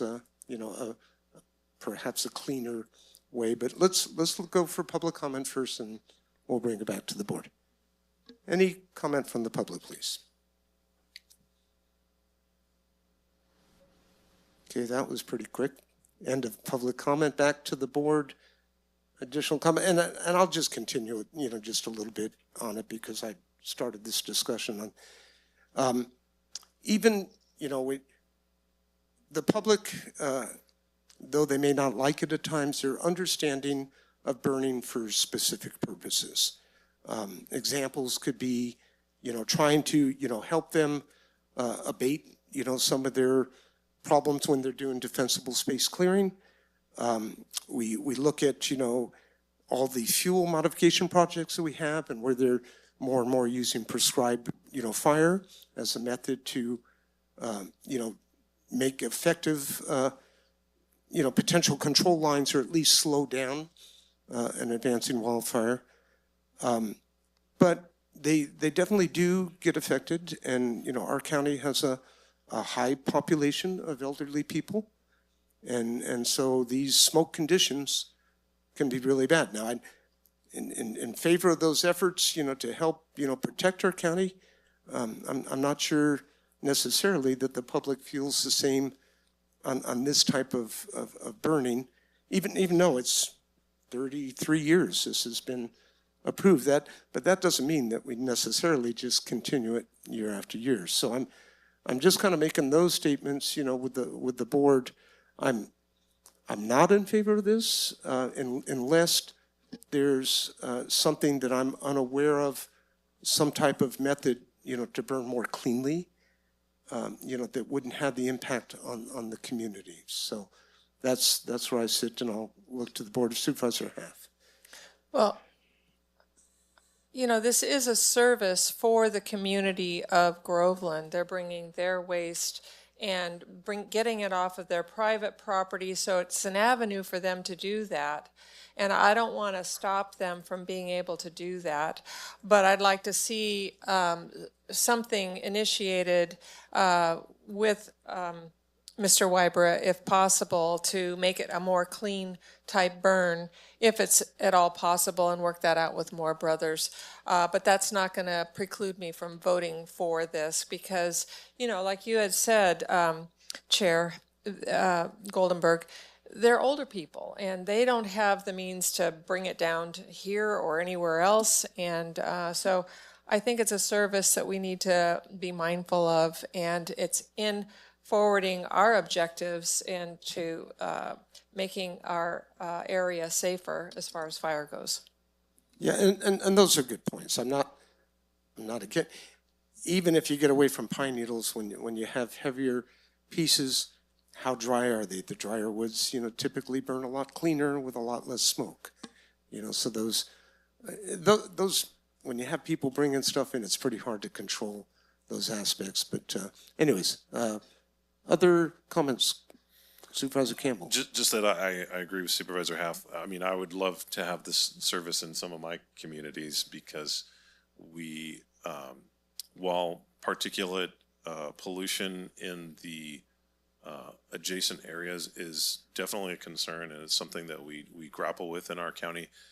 The paramount importance is that people are doing their vegetation management on their property, and so I really don't want to put up any hurdles that are going to limit the number of people that are taking advantage of this service, because we as a county should be encouraging people, remove your vegetation waste, and here's an opportunity for them to cheaply dispose of it, so that it's not just serving as fire fuel and increasing our risk of catastrophic wildfires.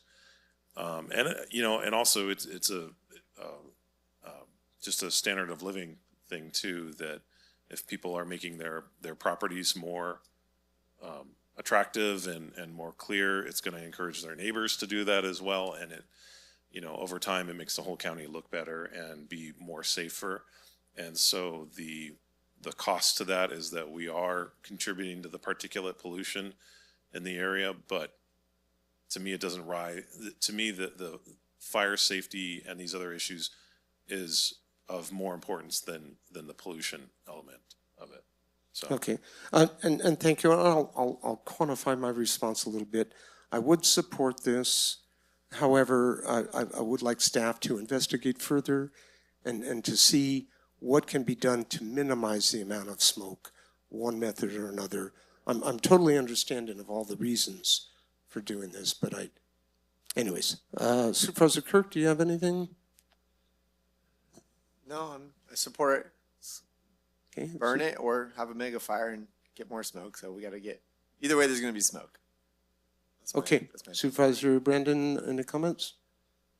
No, I'm in the support of continuing it, and I agree with the comments. Okay, look for a motion. So moved on staff recommendation. I'll second. Motion by Supervisor Brandon and second by Supervisor Happ. All those in favor, please say aye. Aye. Any opposed? Any abstain? Okay, motion carries, and we'll move forward. Thank you. Okay, if the clerk could please read item number 6, and this is scheduled to be our last agenda item of the day. Item number 6, consideration of adopting resolution 111-24 to approve the 2024 Tuolumne County Multi-Jurisdictional Hazard Mitigation Plan. Welcome. Are you guys ready? Yes, Dory Beats with your Office of Emergency Services, and I am joined by Sarah Daniel, who's one of our analysts who has been working on the mitigation plan, and I just want the board to know and the public to know that we absolutely could not have done this without Sarah. 2 feet, 2 arms, all body into mitigation.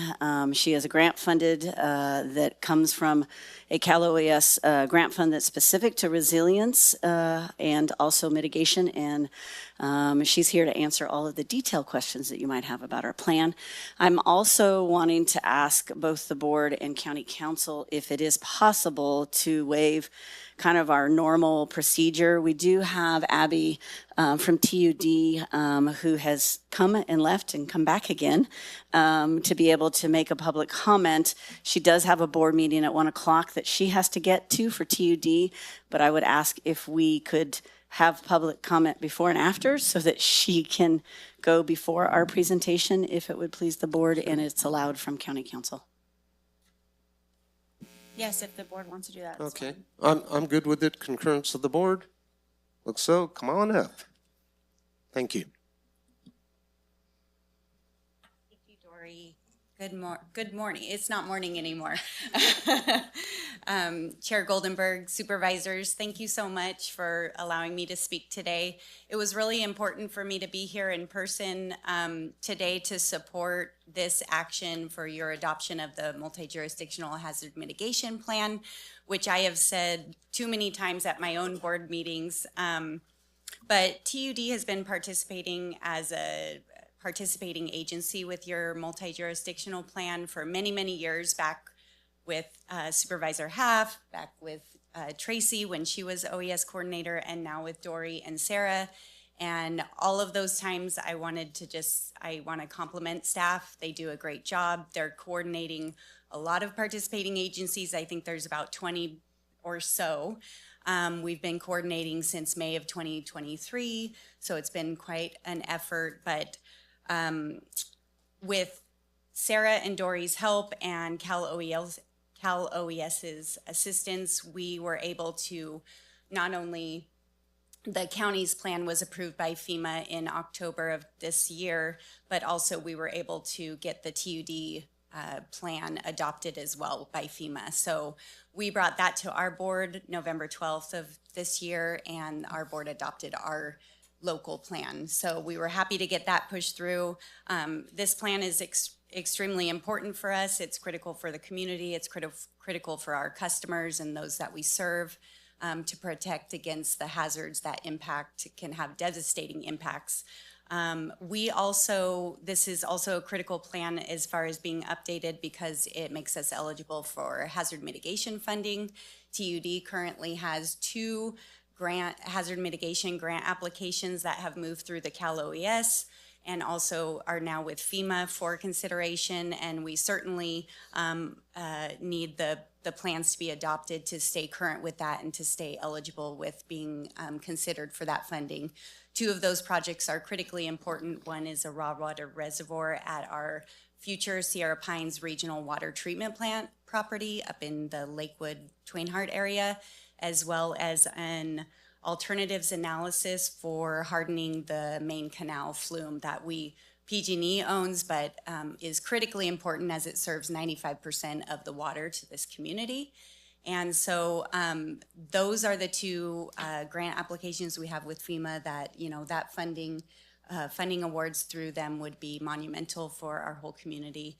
But again, really just supporting county staff that had been working hard on this, but also just support your supervisors as you go through this consideration, but just strongly encourage you to adopt the plan today. And unless you have any questions, that's all I have for you. I do. I have one. Sure. And thank you for articulating your concerns from TUD. And I'm very much in agreement. The grant applications, should we, pass this and move it forward? Do you still have the opportunity to amend your grant to send information that, that county has now adopted this plan? I'm just looking to see you get support on your grant applications. Oh, absolutely. So our grant applications do assume that we will have an updated plan. So basically in our application, it is that we were updating this new plan. So certainly once it's adopted, we can follow up with FEMA and just let them know, confirm with them that we do have a new 2024 plan that could certainly embolden the grant application. Sure. And is there a timeline that I'm just curious, when you might hear? Well, it is a 2024 plan, so I don't know. I mean, I think I obviously would say the sooner the better, but okay. All right. County staff may have more information about the timeline and what. I certainly wouldn't want to jeopardize, obviously, our grant applications, Right. but they could speak on that. Okay. Any other board members have questions for our TUD rep here? Okay. Get on to your meeting then. Thank you. Thank you so much. Appreciate Okay. it. And I want to also thank Supervisor Haff for all of your years in community service and serving the community, serving emergency management, all of those things. When I first started at TUD, we worked together as far as emergency management. So I want to thank you for your service. And then also thank you, Supervisor Goldenberg, for all of your years of service as well. And thank you for the opportunity. Thank you. Thank you. Thank you. So Dory, as you continue, and Yep. you may have this as part of your presentation, but there's some concern about involvement and opportunities, for the board to weigh in. My understanding was this had previously gone out to the board in November sometime. Maybe Yeah, if you I'll could- walk through that in the Okay. presentation. Yes, Thank I'm you. happy to answer any questions.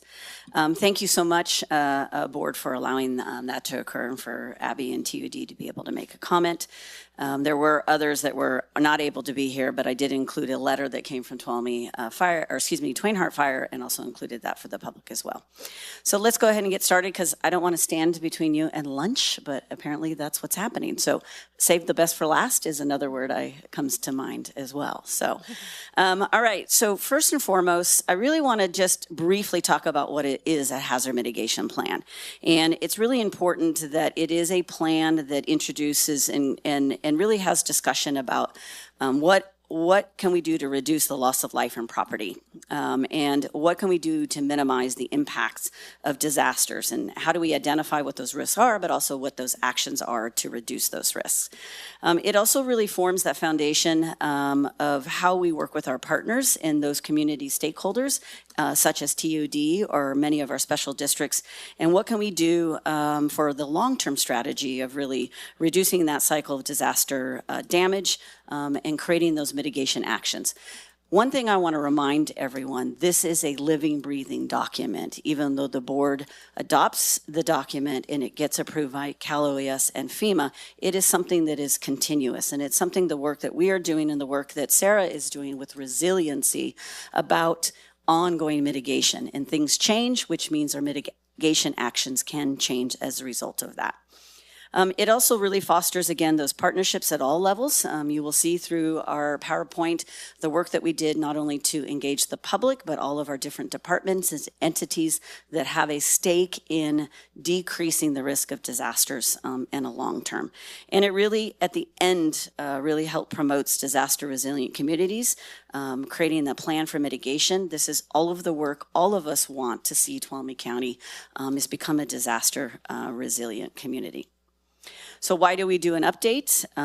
Again, it is to reflect the changes in the current conditions and what that hazard risk is. You'll see we've had some things that have happened in Tuolumne County that never happened before. It did not happen in the 2019 plan. Current natural disasters that are increasing in frequency. It allows us to also evaluate changes in the vulnerability of participating jurisdictions. Again, we all grow. Our demographics change, our infrastructure changes, our needs change, and our capacity to recover from disaster changes as time goes on. It also allows partners and the stakeholders to participate in the planning process. Again, we'll demonstrate how we have been able to do that and really what is most at risk in their communities. Through their agencies. It's not our place to tell TUD what their risks is. It's for them to tell us what is most at risk for their communities, their clients, their residents that they serve. It is also required, as Abby spoke, in order for us to receive any funding in hazard mitigation grants, we have to have an approved plan adopted, approved by FEMA every 5 years. We have a current hazard mitigation grant, that is our home hardening grant. So if we did not approve and adopt a plan, we would jeopardize funding under that particular grant. It also, in our recovery work for roads and infrastructure, we often request and get approved 406. That also is funding that we've seen come to Tuolumne County for road improvements as a result of disasters or storm damages that we would not be eligible for if we did not have an approved hazard mitigation plan. So part of doing the plan, and several of you know actually on the dais what it's like to actually update a hazard mitigation plan. We did this in-house back in 2019. We chose to do it in-house again because we also had the emergency operation plan going up for a renewal. So we chose to expend some grant funds and request funds from the board for the EOP, but we did do the hazard mitigation plan in-house. But since the last time we updated this, again, 2019, there have been some changes in the guidance, and there has been greater emphasis on climate change impacts when assessing what the hazard probabilities are and what those vulnerabilities might be. We also are required now to focus on engaging underserved and socially vulnerable populations in that planning process. And we also must have more detail regarding the climate change effects and the population shifts, land use and development patterns, and we must continuously document the process for all of the public engagement. The other major change in the guidance that was different than 2019 was that individual jurisdictions like TUD or Twain Harte Fire or Tuolumne Park and Rec or our school districts, they had to show the individuals their own mitigation planning requirements as far as public engagement. So they had to do all of the work on their own. In the past, we really assisted them directly. Now, Sarah did a fabulous job at guiding them and providing coordination and answering questions, providing technical assistance, but they must demonstrate and show to both Cal OES and FEMA that they did the plan on their own, and they also did their own public engagement throughout the process. Real quick, there was also a policy update that FEMA issued back in April of 2023 that talked more about the active and engaged public involvement with all of the different entities in our communities and those stakeholders. Also included updating of certain risk assessment specific to the amount of occurrences, the extent and probability of occurrence. All of this was taken into consideration as a part of the data that we had to compile in order to meet the requirements by both Cal OES and FEMA. That policy update also talked about mitigation strategies, discussion of existing building codes, land use and development ordinances, regulations, or how to improve our capabilities as a jurisdiction, how we're going to maintain that plan, and again, how we're going to continue future public participation of those stakeholders, and how we're going to update that and the shifts in what happens in our community and how that might shift both our risk assessment as well as our mitigation actions in the future. So what actually changed from 2019 to this current plan? There was a lot of outreach and included additional stakeholders than in prior years. We also created a public input survey. I had presented that numerous times to the staff through staff reports to engage the public. We also included areas of access and functional needs and our most vulnerable populations and potential impacts to those most vulnerable populations. We considered 18 hazards. Those are identified by the National Risk Index. 7 we had in the previous plan. We now have 13. So for example, we did not have tornadoes in the previous plan. But last year we had our first ever tornado. So we had to include that risk assessment in this current plan. We also had drought, and then we also separated our extreme temperatures to include both cold and heat as separate. So that's why we went from 7 to 13 out of the 18 that would occur here in Tuolumne County. We also had to address and update potential location, extent, history, and probability for every one of those risks then. Sarah spent quite a bit of time gathering that data, making sure that it met the data collected was coming from sources that both Cal OES and FEMA listed for us to get the most updated information. Also working with many of our different departments on gathering some of that data.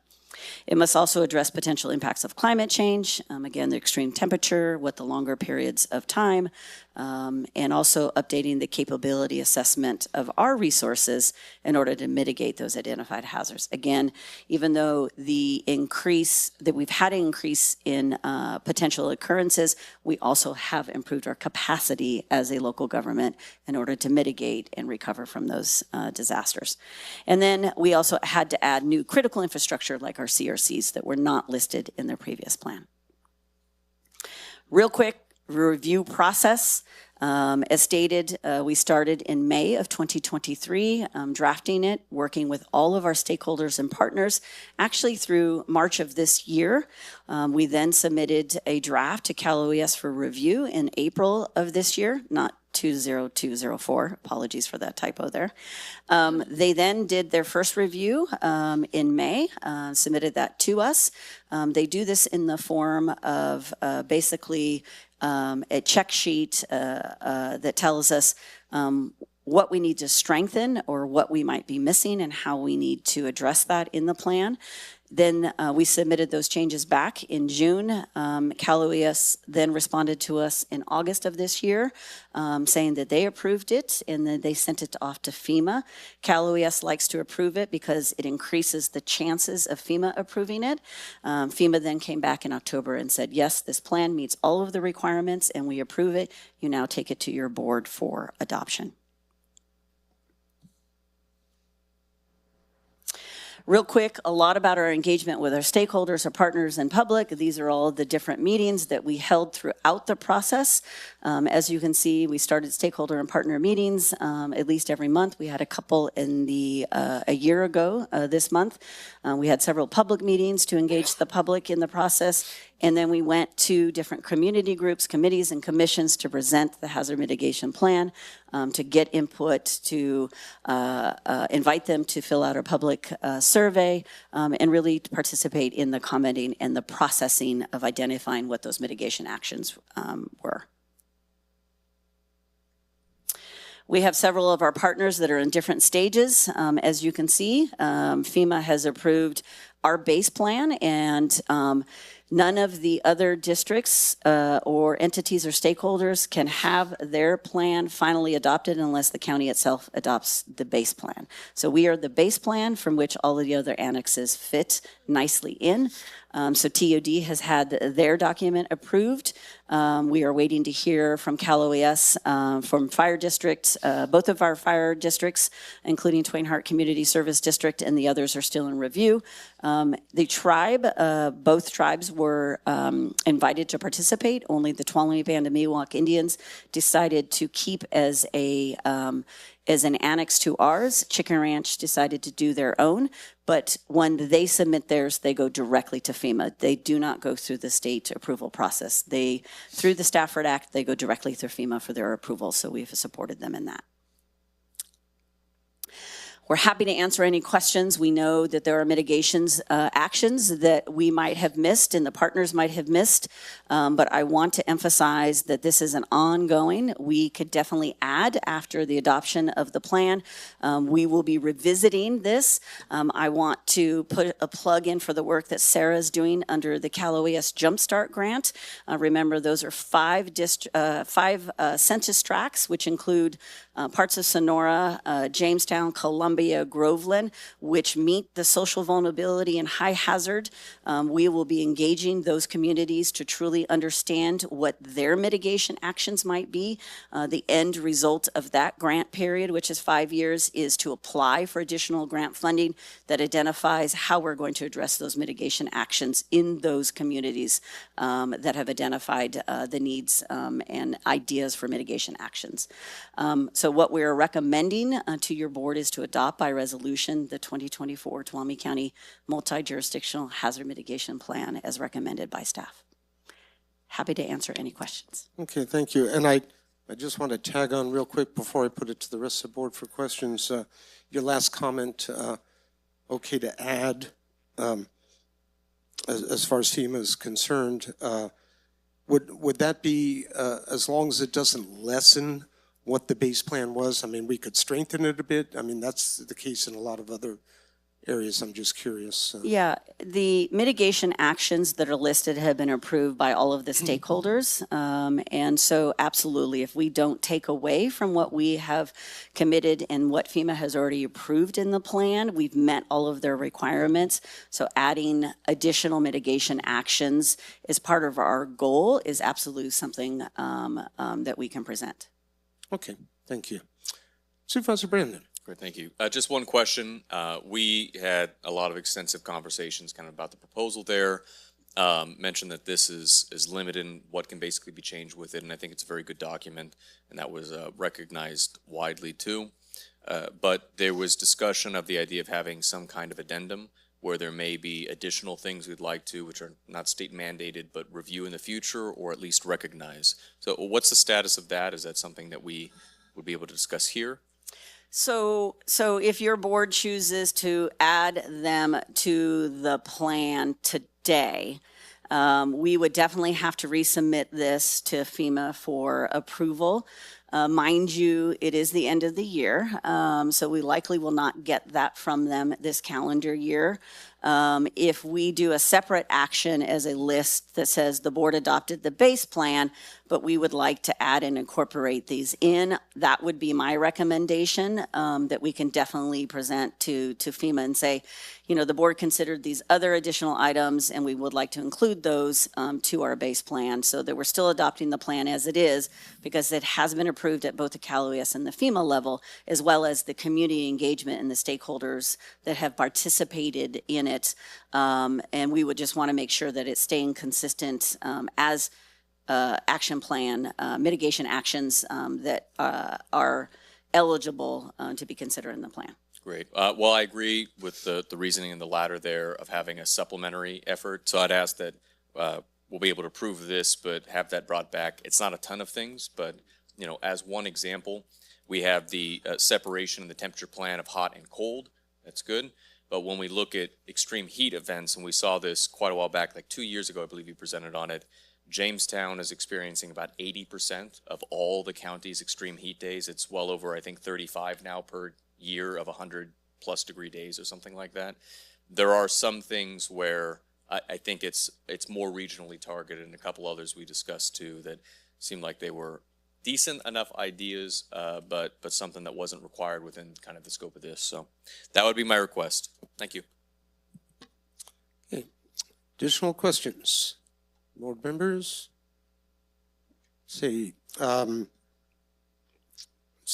I'll look for public comment.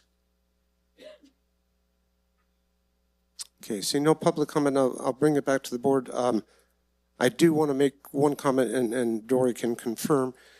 I believe this was the first time where the city of Sonora did their own plan. Maybe if you could, because we've had discussions about city Yes, county. thank you, and apologies for not including that. We always engage our local city. They chose this year, and they're currently going through doing their own hazard mitigation plan, their local hazard mitigation plan. And we're invited to participate in it. They were invited to participate in ours, and still we're reviewing the drafts as we were going through as well. But they chose to have a separate plan on their own and not in line, directly with our plan. Correct. That was my understanding. Yes. Just wanted Yes, to thank you, enlighten the Supervisor. board, to that as well. If there's additional comments, fine. I would like to make the motion on this if there's no additional comments, but I'll take any comments first. Supervisor Hath. I won't fight you for that. I was going to suggest I make but I'll second yours. My only comment is kind of a funny one, and that's if only FEMA would work so quickly in approving all of our many proclaimed emergency disaster projects. They worked really fast on getting this approved. So that's my comment. Good comment. Supervisor Campbell, you started to make a comment? No, I was ready to second yours, and few people know this, but I had a very small role in our last hazard mitigation plan, and so it felt like it was a very large project at the time, and it's even larger now. So I applaud the work that you put into it. All right. With that said, I will make the motion. I'm sorry, Yeah. Supervisor Brandon. I was only hoping to have feedback on the idea of, I guess it would be Resolution 25 coming back, a supplementary addendum, that if we have any additional areas we wanted to add, we'd be able to work on that. If there's no consensus on bringing something like that back, then it's set in the water and Dory's got all my texts. Well, we wouldn't add that to the resolution. That would just come back as another board item, right? Okay. So it was asking for kind of supplementary direction that we wanted that and to see if we didn't want that in advance of it. You're right, it wouldn't be about this vote. I hear you. Wouldn't it just go through the process where if you want to bring something before the board, you submit a memo and we approve it and then it comes back? Or are you looking for us to say, bring this back on a specific day so we can address X, Y, Z?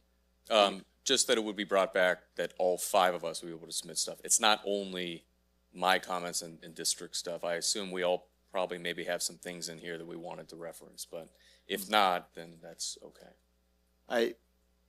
Well, there's not going to be all 5 of us at the next board. So what I would say is, I hear what you're saying, but if there's something that you want to specifically bring up, also write a memo. I'll support you as a second member.